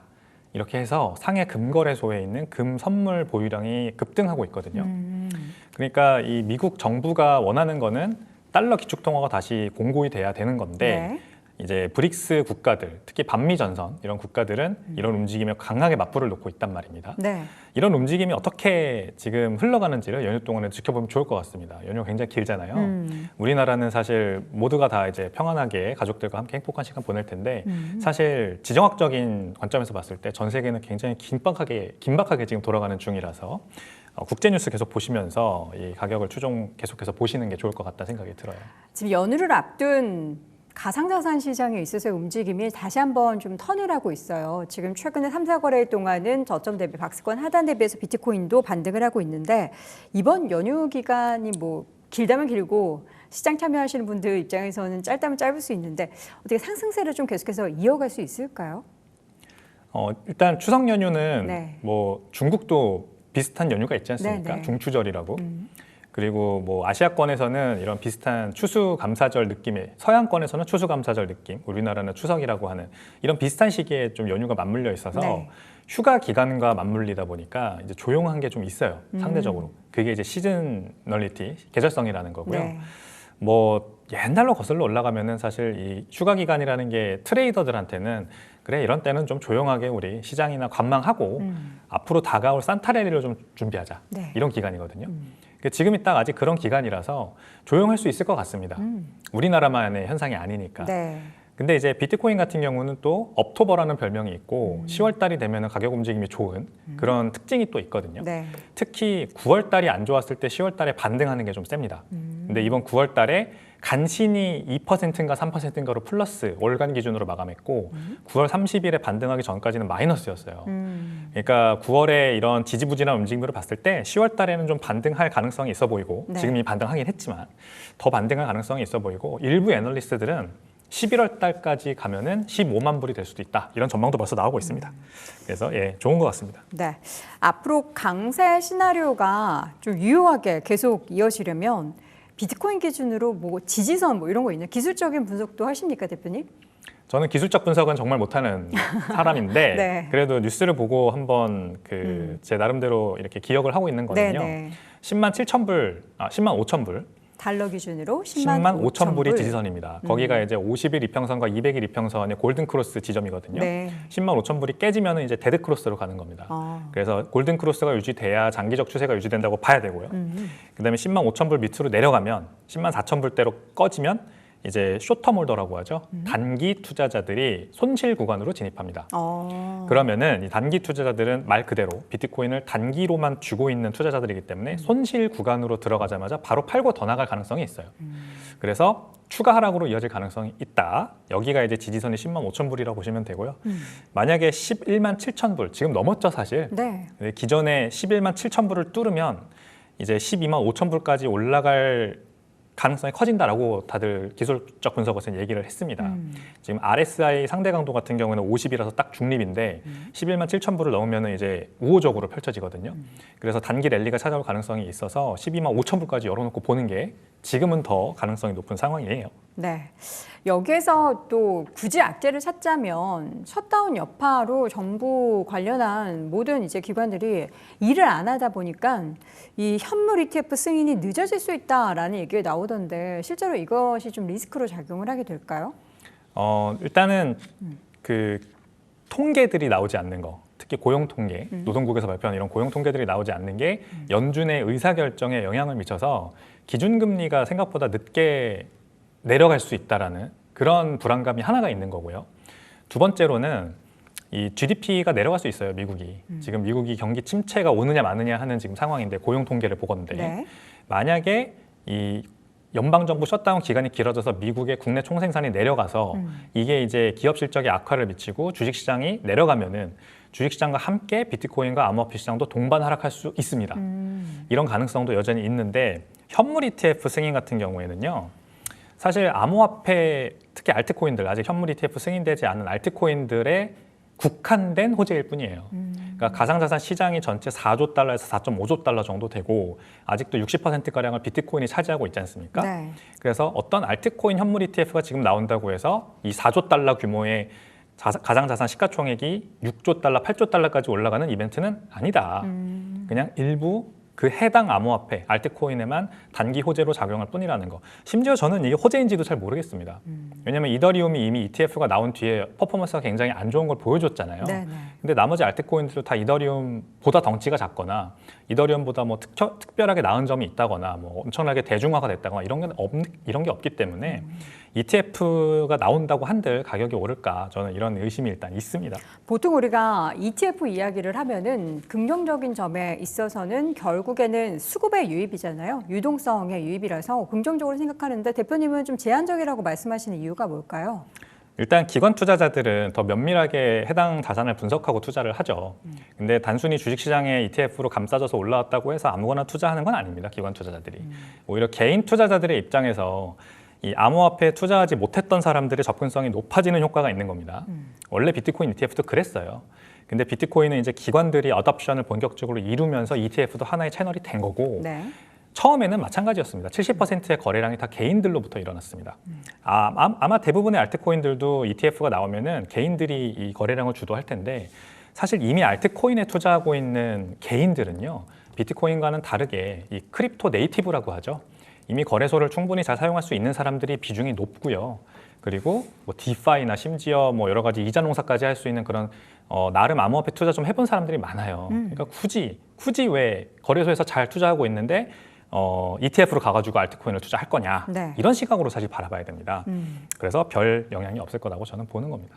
사실 이게 기관 투자자들이 가상자산에 대해서, 그러니까 비트코인이나 대표적으로 이제 뭐 알트코인 중에서는 이더리움에 대해서 투자를 늘리고 싶어도 그동안에는 방법이 없었는데 이제 몇 년 사이에는 ETF가 출시가 됐고 그게 현물이 됐든 선물이 됐든 그래서 꽤 많은 자금들이 추가적으로 유입된 건 사실인데 대표님의 말씀을 들어보면은 기관이라고 모두 다 가상자산을 투자하려고 하는 건 아니다 이렇게 들리는데요. 네, 그렇죠. 네. 가상자산 규모가 4.5조 달러, 전체 주식시장 규모가 120조 달러, 채권시장 규모가 250조 달러입니다. 그러니까 가상자산 시장 규모가 얼마나 작은지 여기서 한번 우리가 되뇌어볼 필요가 있어요. 왜 4.5조 달러밖에 안 되냐? 가장 큰 암호화폐 2개가 ETF가 나왔음에도 불구하고, 그리고 심지어 뱅가드라는 세계에서 가장 큰 규모의 자산운용사는 아직도 ETF를 내지 않고 있고요. 네. 뭐 블랙록이나 피델리티가 선제적으로 치고 나갔기 때문에 마치 이제 자산운용사들이 모두 비트코인을 또는 이더리움을 두 팔 벌려서 환영할 거다라고 지금 우리 업계 내에서는 그런 시각이 있지만 사실 그렇지 않습니다. 물론 비트코인 현물 ETF가 큰 성공을 거둔 ETF이면 분명해요. 근데 그럼에도 불구하고 그게 이더리움과 리플이나 뭐 기타 솔라나나 다른 곳까지 퍼져나갈 거라고 보는 거는 그건 완전히 다른 얘기입니다. 네. 자산운용사들은 각자만의 일단 뭐 투자 철학이 있지만 어떤 고객들에게 안전하게 장기적인 수익을 제공할 수 있는 그런 자산을 찾아가지고 선별적으로 투자하고 싶어 합니다. 이 트렌드 안에서 어떤 자산을 투자할 건지를 선취를 하는 건데, 선택을 하는 건데, 알트코인은 굉장히 단기적으로 봐야 돼요. 네. 이더리움도 그렇고요. 근데 비트코인은 디지털 골드라고 우리 보지 않습니까? 그러니까 금 가격이 이렇게 오르는 와중에 디지털 골드의 전망이 당연히 좋을 거다. 이렇게 보는 게 더 합당한 거죠. 근데 이제 스테이블 코인, 예를 들어 스테이블 코인이 앞으로 뭐 전 세계를 지배할 거다. 또는 뭐 모든 자산들이 이제 토크나이징 될 거다. 그래서 토큰화된 주식이나 토큰화된 펀드나 이런 것들이 이제 블록체인에서 거래될 거다. 이런 네. 것들이요. 물론 장기적으로 이것도 굉장히 가능성이 크다고 할 수 있지만 가능성 면에서 봤을 때 어떤 게 더 성공할 거냐, 디지털 골드냐, 아니면은 이제부터 우리가 모든 주식을 다 블록체인에서 거래할 거다. 이 두 가지를 놓고 봤을 때 저는 디지털 골드가 훨씬 더 파급력이 크고요, 가능성도 높다고 생각을 해요. 디지털 골드가 더 확률이 높다. 그러니까 그 얘기가 나오긴 했는데 사실 이게 진짜 빨리 될까 싶었는데 높게 평가를 하고 계시군요, 확률을. 왜냐하면 금이 엄청나게 주목을 받고 있으니까요. 그렇죠. 지금 미국채가 더 이상 안전자산의 그 지위를 점점 잃고 있고 실제로 중앙은행들이 이제 특히 브릭스 국가들 중심으로 미국채를 더 이상 사지 않고 금의 보유량을 급격히 늘리고 있고요. 2022년부터 러우 전쟁 터지고 나서부터 그리고 이제 유로존이 그래도 미국채를 많이 수요했던 국가였어요. 근데 역시 러우 전쟁 터지고 나서 이제 미국채 더 이상 사지 않고 금의 보유량을 늘리고 있거든요. 이런 트렌드를 봐야 됩니다, 우리는. 이 장기적인 트렌드 안에서 금 가격이 이제야 크게 오르고 있는데 사실 2022년부터 이 상승 트렌드는 시작됐다고 봐야 돼요. 그러면 앞으로 금은요, 한 번 오르기 시작하면은 6, 7년 동안 주도주가 되는 경향이 큽니다. 과거를 봤을 때. 1970년대가 그랬고 1930년대가 그랬거든요. 이번에도 금의 랠리가 계속 된다면, 네. 앞으로 뭐 3에서 5년 계속 된다면 디지털 골드가 더 당연히 금을 따라가겠죠. 금이 그동안 오를 때 비트코인의 짧은 역사지만 15년 역사 동안 금이 오르면은 비트코인이 항상 70일에서 100일 격차를 두고 따라 올라갔고 더 폭발적으로 상승해왔단 말이에요. 그래서 이제 주도주 경쟁이 지금 펼쳐지고 있는 겁니다.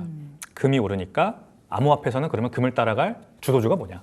이 경쟁에서 비트코인이 뭐 누가 봐도 이기고 있고, 그렇죠. 그래서 가장 투자 포인트가 가장 좋은 투자 가능성, 성공 가능성이 가장 높은 투자다, 이렇게 할 수 있는 겁니다. 네, 지금 각각의 다양한 법안, 뭐 제도 마련 이런 것들이 굉장히 미국에서는 속도를 빠르게 내고 있어요.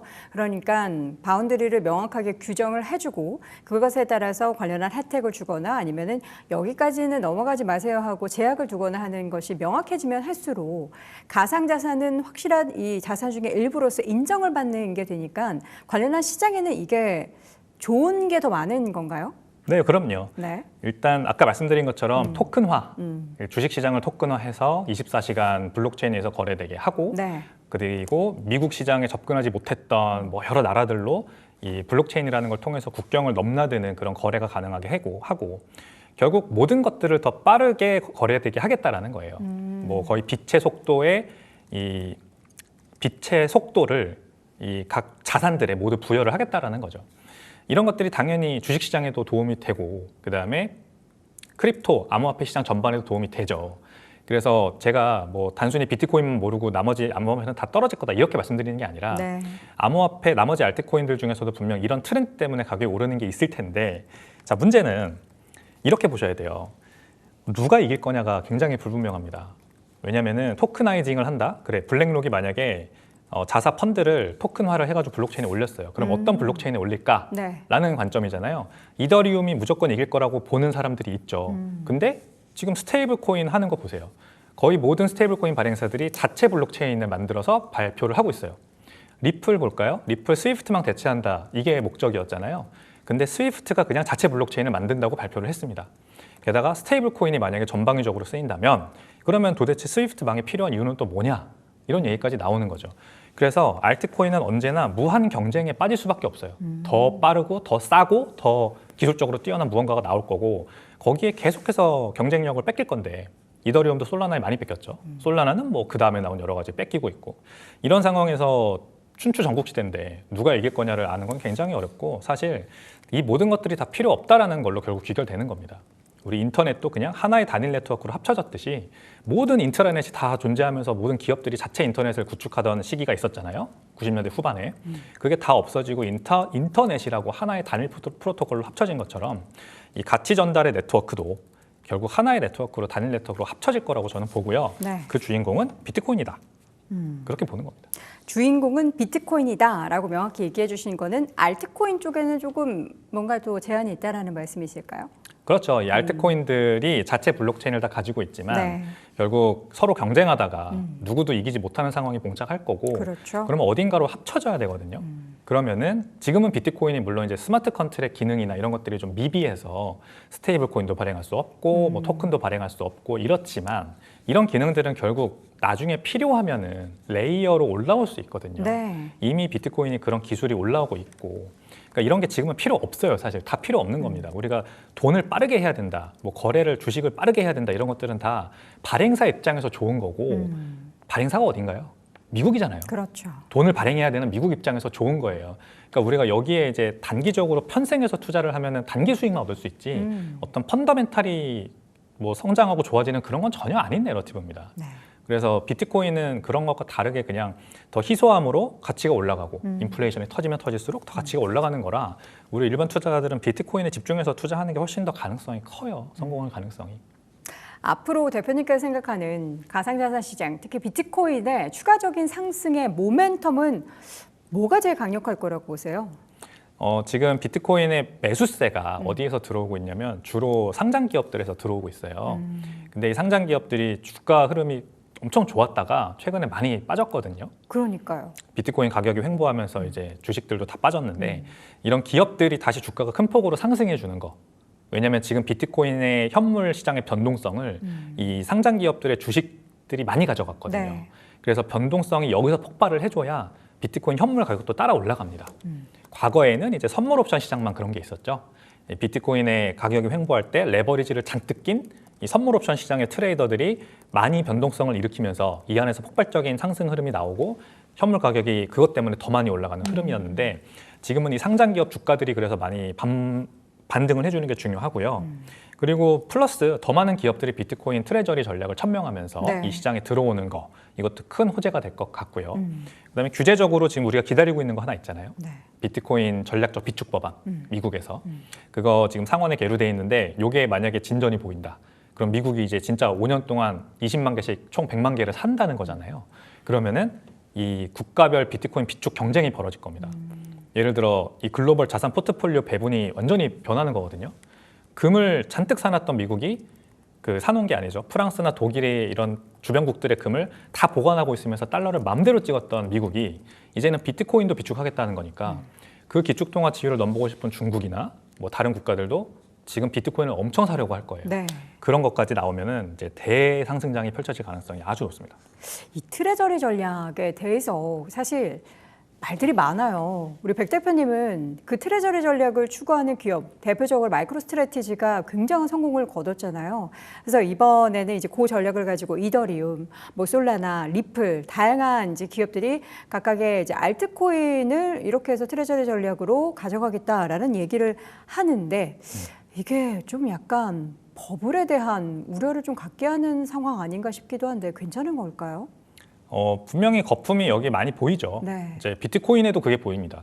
비트코인은 이제 어떤 희소한 자산이고 가치 중립적인 자산이기 때문에 무기명 자산이고 이렇게 인플레이션이 높게 터지고 투자 수익을 올리기 어려운 시기에 기업 입장에서 비트코인을 재무제표에 쌓아놓는 거는 합당한 결정이거든요.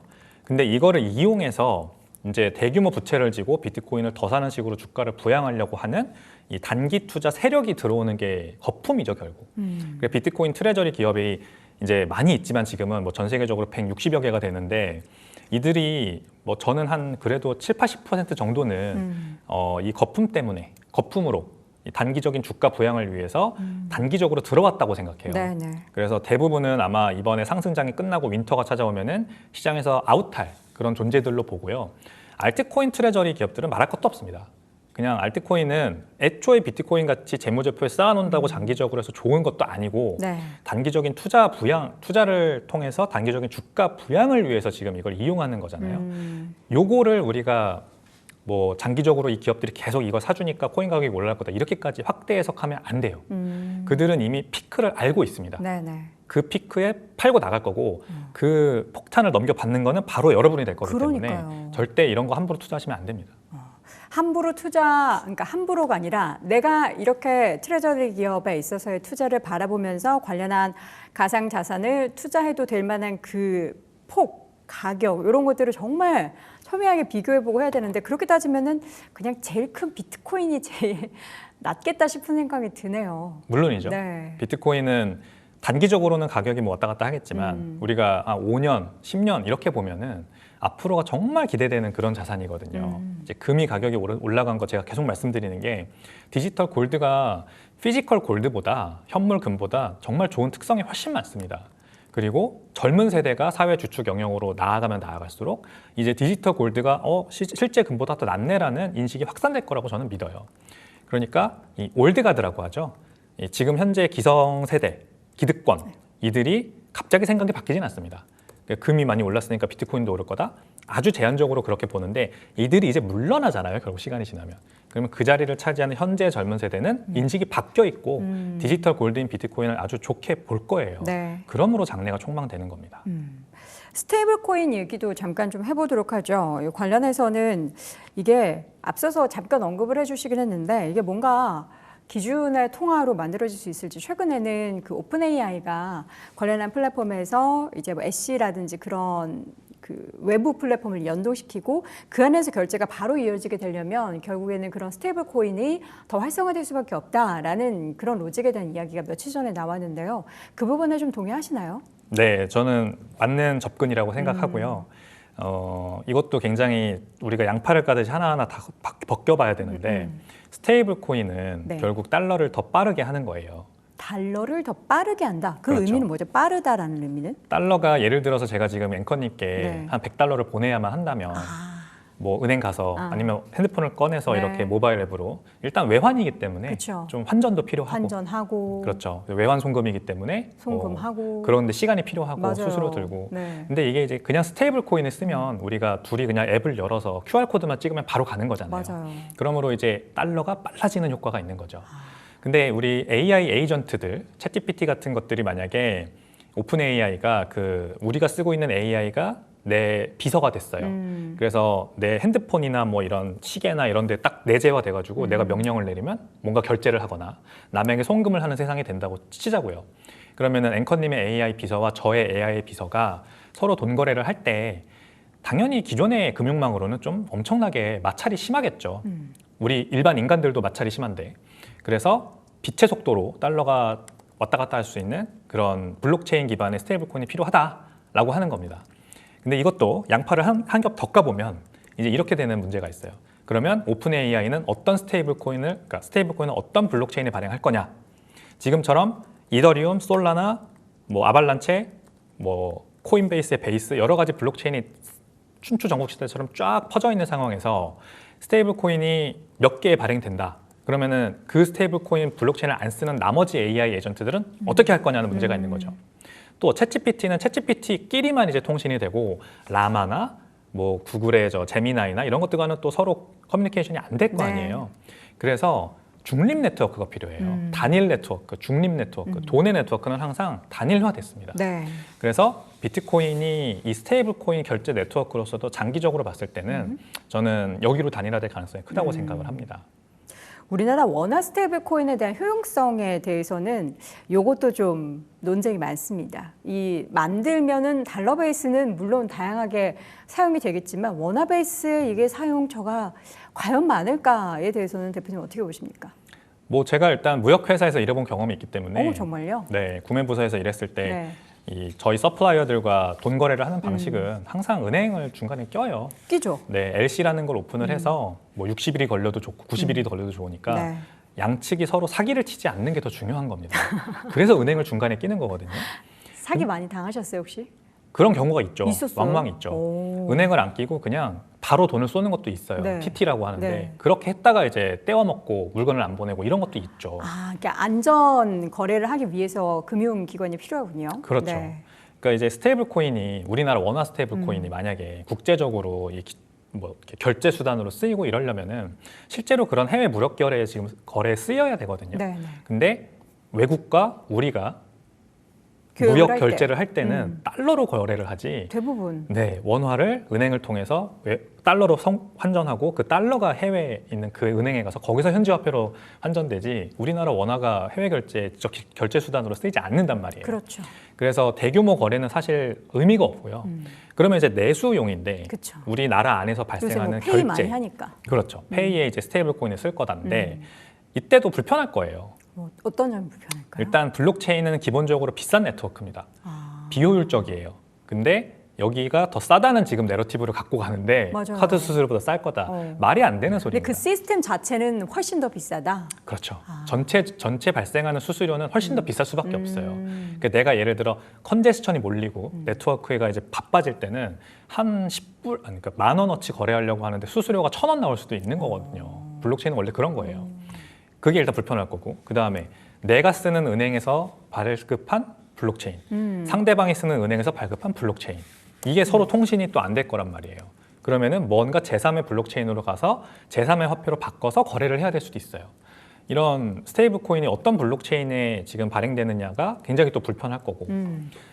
아무튼 우리나라 원화 거래는 이미 상당히 많은 결제 수단이 존재하므로 굳이 여기서 더 하나의 결제 수단이 추가돼야만 하는가? 네. 그냥 저는 기본적으로 이게 말이 안 되는 거라고 생각을 합니다.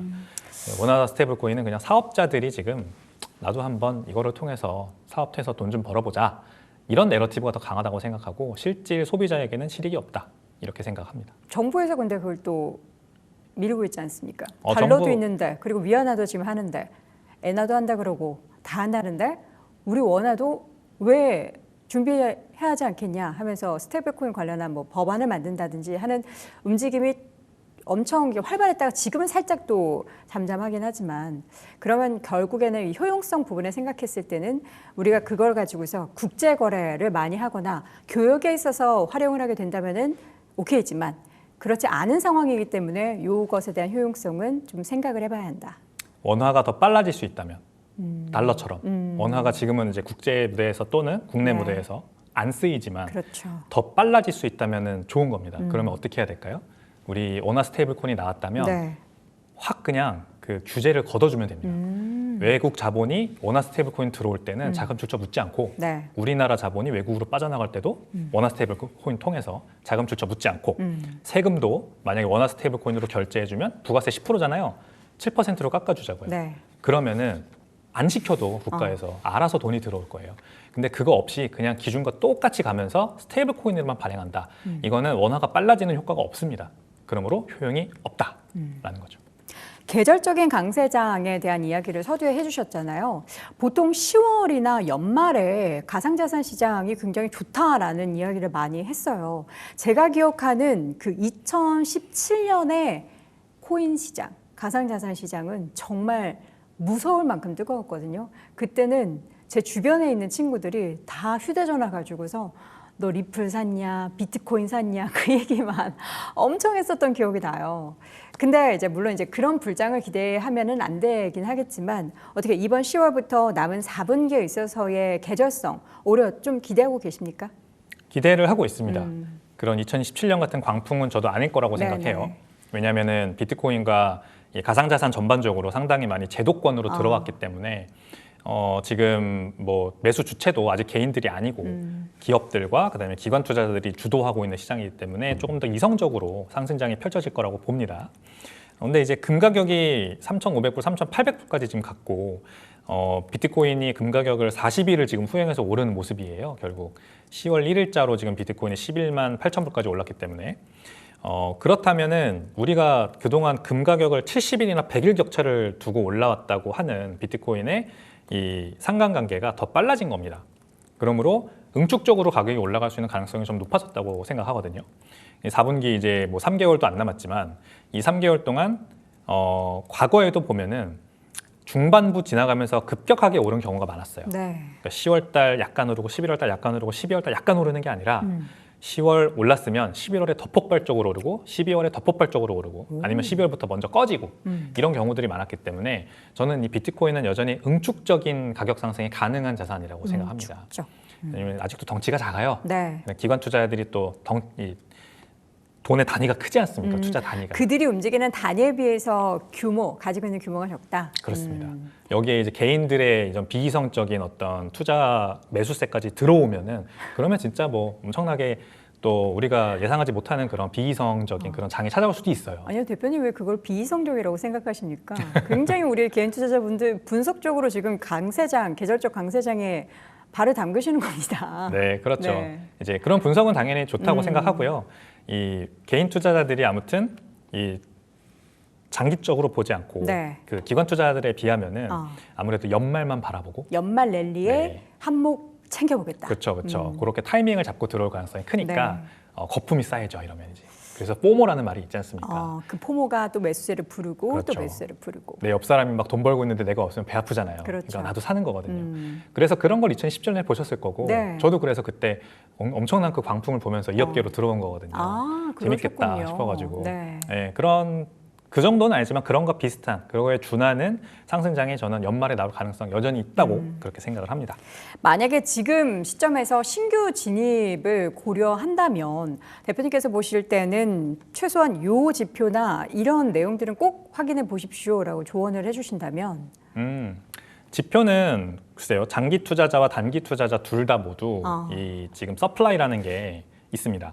그러니까 롱텀 홀더 서플라이라는 게 있는데 지표 장기 이름이 투자자 서플라이인가요? 그렇습니다. 공급량 장기 투자자들이 얼마나 많이 비트코인을 가지고 있느냐 현재 들어와 있느냐 이 시장에 그거를 보여주는 건데요. 장기 추세를 봐야 됩니다. 네. 지금 비트코인 가격이 충분히 많이 올랐다 싶을 때는 이 장기 투자자들의 서플라이가 내려가요. 이들이 팔고 나가는 거죠. 이제. 네네. 그러면 이들이 누구한테 팔까요? 단기 투자자한테 팔고 나가는 겁니다. 그렇죠. 단기 투자자의 그 서플라이를 같이 보면 비트코인 가격이 급격하게 오를 때 이들의 서플라이도 같이 오르는 걸 볼 수가 있어요. 즉 장기 투자자와 반대의 양상이 펼쳐집니다. 네네. 그래서 정확히 그 국면이 이제 상승장의 거의 끝 무렵이다 이렇게 보시면 돼요. 네. 비트코인 가격이 이제 좀 있으면 내려가겠구나라고 볼 수 있는 지표이기 때문에 네. 요거 보면서 가격 판단해 보시면 좋을 것 같습니다. 자, 그렇다면 연휴 이후에, 그러니까 우리가 연휴 동안의 변수도 아까 확인해 봤는데 연휴 이후에 우리가 연말까지에 있어서의 변수는 금리 외에 또 뭐가 있죠? 관세 협상에 따른 인플레이션이 있을 것 같아요. 관세발 인플레이션. 미국이 인플레이션을 겪는 것. 그것도 미국이. 결국에는 금리에도 연동이 되겠네요. 그렇죠. 이제 기준금리는 결국 노동시장과 그다음에 그 물가 때문에 결정이 되겠지만 그 기준금리를 차치하고라도 미국 경제가 스태그플레이션으로 갈 수 있냐 없냐가 중요하거든요. 미국 경제가 1970년대 오일 쇼크 터졌을 때처럼 급격한 경기 침체가 오면서 물가까지 안 잡히는 그런 상황이 온다면 네. 그러면은 사실 모든 자산에서 엑소더스입니다. 엑소더스. 근데 그리고 나서 가장 먼저 반등하는 게 이제 그 다음 10년의 주도주가 되는 거예요. 1970년대가 그랬습니다. 그때 금이 1970년대를 주도했거든요. 연평균 30%씩 가격이 올랐단 말이죠. 네. 마찬가지로 이번에 미국이 그냥 이 경기 침체 위기를 잘 극복하면은 주식시장도 가고 금도 가고 비트코인도 갈 텐데 그게 아니라 경기 침체가 세게 터진다. 그러면은 금과 비트코인 정도만 오르는 그런 상승장이 펼쳐질 수도 있다. 근데 아마 너무 그때 막 사람들이 전망이 어두워서 단기적으로 가격이 많이 빠질 거예요. 네네. 근데 그때 이제 용기 있게 저점 매수하시는 분들이 그 다음에 찾아올 반등을 크게 이제 누리실 수가 있겠죠. 네. 자, 연말 랠리 10월, 11월, 12월 사이에 얼마나 응축적인 랠리가 펼쳐지게 될지 기대 한번 해보도록 하겠습니다. 지금까지 스파이시파이 또 이렇게만 얘기하네요. 스매시파이 죄송합니다. 맵나요? 백훈정 대표 함께했습니다. 고맙습니다. 감사합니다.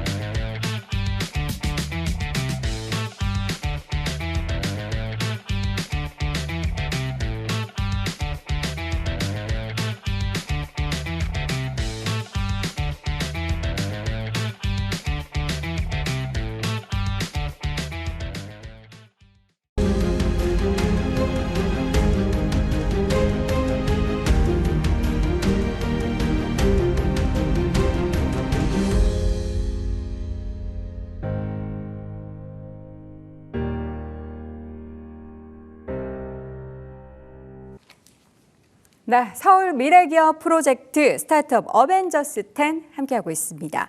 빠르게 변화하는 시장 속에서 한 발 더 앞서서 새로운 길을 개척하고 있는 기업의 대표와 이야기를 하고 있는데요. 오늘은 서울창업허브와 서울경제진흥원 오픈 이노베이션 사업에 선정된 우수기업 포인트파크의 이주환 대표 함께합니다. 대표님 어서 오세요. 네, 안녕하십니까? 네, 반갑습니다. 이주환입니다. 포인트파크 이름을 딱 들었을 때는 뭔가 이 공원에 포인트가 많을 것 같다 이렇게 딱 네. 이렇게 직감적으로 의미가 전달이 되는데 어떤 일을 하는 기업인지 소개 부탁드립니다. 네, 먼저 포인트파크는 창업한 지 26년째 이루고 있는 중견기업입니다. 굉장히 오래됐습니다. 저희가 스타트업이라고 표현되기에는 참 민망스럽기도 하고요. 소비자분들께서 대부분 다 가지고 계시는 것들이 포인트 마일리지라는 건 대부분 다 가지고 계실 거예요. 포인트 쌓이고 마일리지 쌓이는 거 너무 좋아하죠. 네. 네. 그런데 내가 어디에 몇 포인트가 있지? 라고 기억하고 있는 소비자들은 없습니다. 그렇죠. 네. 다 확인하기가 어렵죠. 저희가 지속적으로 설문조사를 하는데 대부분의 대답이 이렇습니다. 포인트 있으세요? 아마 있을 거요. 얼마나 있으세요? 그건 모르죠. 이게 대답의 100%입니다.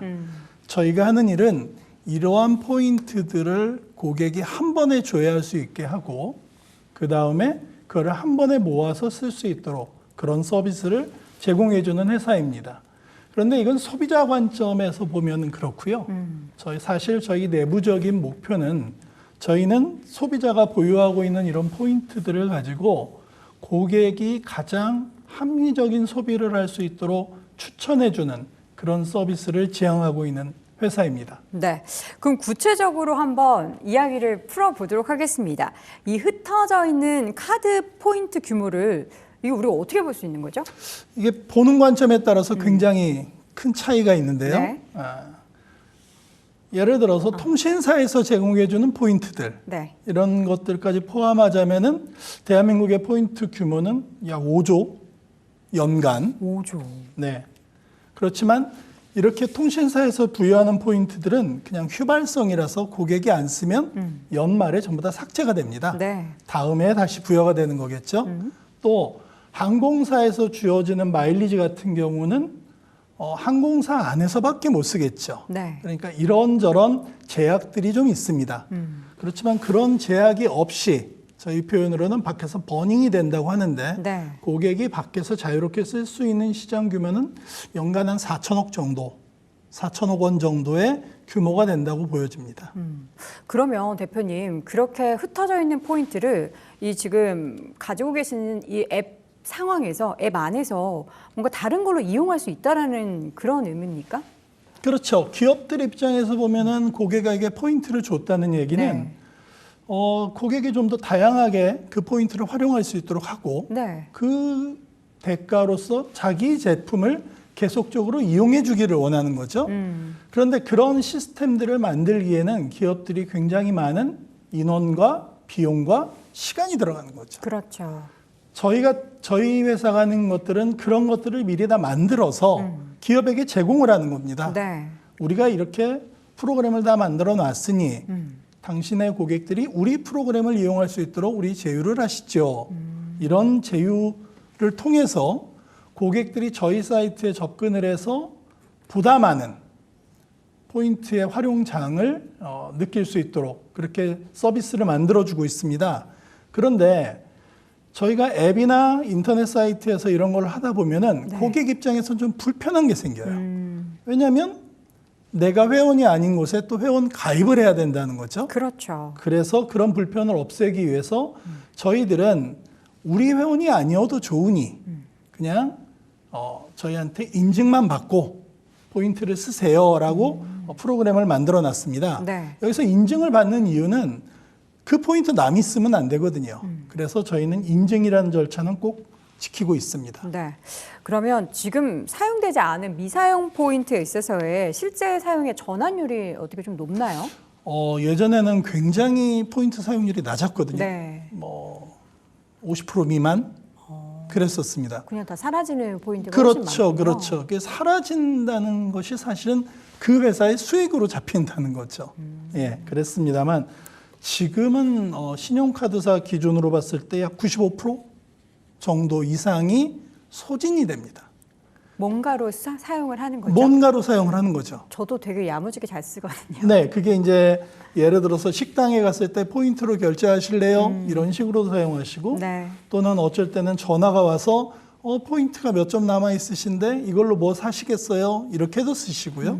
예, 또 저희 같은 곳을 이용하시면서 포인트를 가지고 휴대폰 요금을 낸다든지 휴대폰을 구매한다든지 가전제품을 산다든지 이런 데로도 쓰실 수 있는 거죠. 네. 어찌됐든 간에 예전에 비해서 포인트의 사용 비율은 굉장히 높아졌다. 이렇게 말씀드릴 수 있겠습니다. 현재 핵심 사용 계층이나 뭐 나이대나 성별은 어떻게 되나요? 저희가 서비스를 처음에 시작했던 2000년대에는 네네. 주로 40대. 40대 이게 왜 그러냐면 포인트 마일리지라는 거는 소비를 수반하는 행동입니다. 돈을 일단 많이 쓰는 써야 리워드가 생기는 거죠. 네네. 그래서 주 타겟층이 40대였는데 시간이 그동안 많이 지나면서 이제는 주 타겟층이 30대, 심지어는 20대 후반까지도 굉장히 많이 낮아졌다고 볼 수 있죠. 네. 이런 것들은 가처분 소득이 굳이 없어도 이제는 포인트를 얻을 수 있는 길들이 많이 생겼기 때문에 아무래도 그런 것들에 즉 인터넷이나 모바일에 좀 더 익숙한 고객들이 좀 더 빠르게 이런 것들을 활용할 수 있지 않나 그런 생각이 드네요. 네. 점점 그 젊어지는 그 나이대 같은 경우에는 어디에서 소비를 하느냐, 그리고 그 소비하는 곳이 온라인이라서 온라인에 또 포인트 문화가 많이 정착되어 있기 때문에 그러한 또 영향이 펼쳐지는 것 같습니다. 지금 위치 기반 메뉴인 너 여기야, 내가 있는 곳이 여기야라고 알려주는 지금 이 서비스 같은 경우에는 사용자의 주변 혜택을 어떻게 또 분류하고 추천을 해주나요? 저희가 이 서비스를 만든 목적은 두 가지가 있습니다. 첫째는 여러분들도 시청자분들께서도 아시다시피 경기가 상당히 오랫동안 지금 어려운 과정 중에 있습니다. 네. 어떻게든지 내게 뭔가 도움이 될 만한 소비 행동 패턴들을 소비자들은 찾아가고 계시는데 네. 그런 관점에서 저희가 생각했을 때는 모바일 쿠폰도 고객에게 금전적인 혜택을 줄 수 있겠구나라는 점에 착안을 해서 네. 그러면 소비자들이 자신의 생활 패턴 속에서 매일 가는 곳, 예를 들어서 나는 커피를 매일 마셔, 나는 다이소를 일주일에 한 번은 가, 나는 어느 편의점은 매일 가고 있어. 이런 매번 소비가 일어나는 곳에서 그렇게 그냥 평상시처럼 카드 내고 쓰는 것이 아니고 우리의 어플을 쓰면은 고객한테 금전적인 이득을 줄 수 있겠구나. 그런데 그런 모바일 쿠폰을 미리 사둔다는 거는 굉장히 고객 입장에서는 좀 이상한 거예요. 내일 가기로 했는데 내일 안 갈 수도 있는 거고 잊어먹을 수도 있는 거고. 그래서 저희는 그러면 위치 기반의 근거에서 고객이 그 매장의 문을 들어가면서 버튼을 누르게 하자. 그렇다면은 굳이 미리 살 필요가 없는 거죠. 그렇죠. 네. 그래서 소비할 때, 소비하는 그 순간에 저희 앱을 이용하시라 네. 해서 위치 기반으로 해서 이 서비스를 만들어 놨습니다. 네. 지금 페이팡이라는 앱을 소개해 드린 건데 페이팡은 사실 제가 보고 깜짝 놀란 게 최대 8%의 페이백을 해준다라고 하고 이거 말고도 차별화된 포인트가 굉장히 또 많을 것 같은데 어떤 점이 있을까요? 일단 페이팡이라는 서비스는 8%를 최대 페이백 해드린다는 장점 외에도 네. 지금까지 고객들이 잊고 있었던 포인트들을 여기서 쓸 수 있습니다. 오.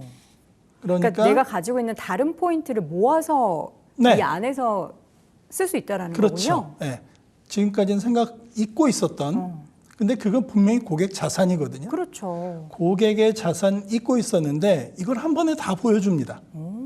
그래서 내가 다 모아보니 5만 원 정도가 있구나. 네. 그래서 일단은 할인의 효과를 받을 수 있겠죠. 두 번째는 고객들이 자주 쓰는 신용카드를 여기에 원터치페이라는 이름으로 등록을 하게 만들어 놨습니다. 그러니까 포인트로 할인을 받고 카드로 결제를 일으키고 네. 그 일으킨 결제 전체에 대해서 저희는 페이백을 해드리는 거죠. 그러면 이 페이백의 재원은 어디서 나올까 굉장히 궁금하실 텐데 네. 저희하고 브랜드사와의 협약에 의해서 저희는 고객들이 구매하시는 것보다 조금 더 싸게 네. 구매를 해오는 거죠. 왜 그럴 수 있느냐면 저희는 대량으로 구매를 하니까요. 그걸 궁금했거든요. 대체 이렇게 8% 최대로 페이백 해주면 이 페이팡 운영하는 포인트파크는 대체 뭘로 돈 버나 싶었는데 대량 구매에 있어서의 장점으로 그것을 상쇄할 수 있는 거군요. 그렇죠. 근데 여기서 말씀드려야 될 두 번째 저희 포인트파크가 하는 일이 무엇이냐. 네. 아무리 봐도 이렇게 되면은 돈을 못 벌 것 같은데 이 회사는 뭐 하는 회사지? 저희는 데이터 회사입니다. 데이터. 거기에 또 여러 가지 데이터들이 엄청 많이 쌓일 테니까. 그렇죠. 포인트들을 저희가 트래킹을 하면은 이 고객은 이 신용카드를 월간 얼마 정도 쓰는구나. 네. 이 고객은 주로 이 주유소를 이용하는구나. 이 고객은 주로 마트에 가서 얼마 정도의 소비를 하는구나라는 데이터들을 추출해낼 수 있습니다. 네. 그런데 이런 서비스를 저희가 20여 년 동안 하면서 한 가지 부족했던 부분이 어디였냐면은 이 사람이 주로 어디서 쓰지? 네. 이런 것들에 대한 데이터들이 없었던 거예요. 그래서 이런 이 페이팡이라는 서비스를 만들어서 우리가 부족했던 데이터의 부분을 채우자. 그런 알겠습니다. 목적에서 시작한 서비스라고 보시면 되겠습니다. 그러니까 서비스를 통해서 그 포인트 페이백 해주는 거기에서 매출이 발생을 해서 거기에서 수익을 만든다라기보다는 데이터가 그 자산이 되는 회사가 그렇습니다. 되겠군요. 예. 앞으로는 뭐 해외 확장 계획도 있으시다고 들었는데. 네, 이미 확장을 시작을 했고요. 우리나라 국민들이 업무상 출장이나 내지는 여행을 가기 위해서 자주 가는 국가들이 있습니다. 베트남이라든지 필리핀이라든지 싱가포르, 홍콩, 인도네시아. 이미 저희는 현재 있는 업체들과 계약을 맺고 고객들이 해외여행 갔을 때 현지에서도 아주 간편하게 현지의 쿠폰을 이용할 수 있도록 저희는 이미 시스템을 만들어 놓은 상태입니다. 네, 앞으로 향후에도 해외 글로벌리하게 포인트파크가 성장하는 모습을 지켜볼 수 있을 것 같습니다. 자, 오늘 서울창업허브와 서울경제진흥원 오픈이노베이션 사업에 선정된 우수기업 포인트파크 김주환 대표와 함께했습니다. 대표님 고맙습니다. 네, 감사합니다. 네, 경제 시그널 10 연휴 전 마지막 방송은 여기까지입니다. 연휴 잘 보내시고요. 저희는 다음 주 금요일 오전 10시에 다시 돌아오겠습니다. 여러분 추석 명절 잘 보내세요. 고맙습니다.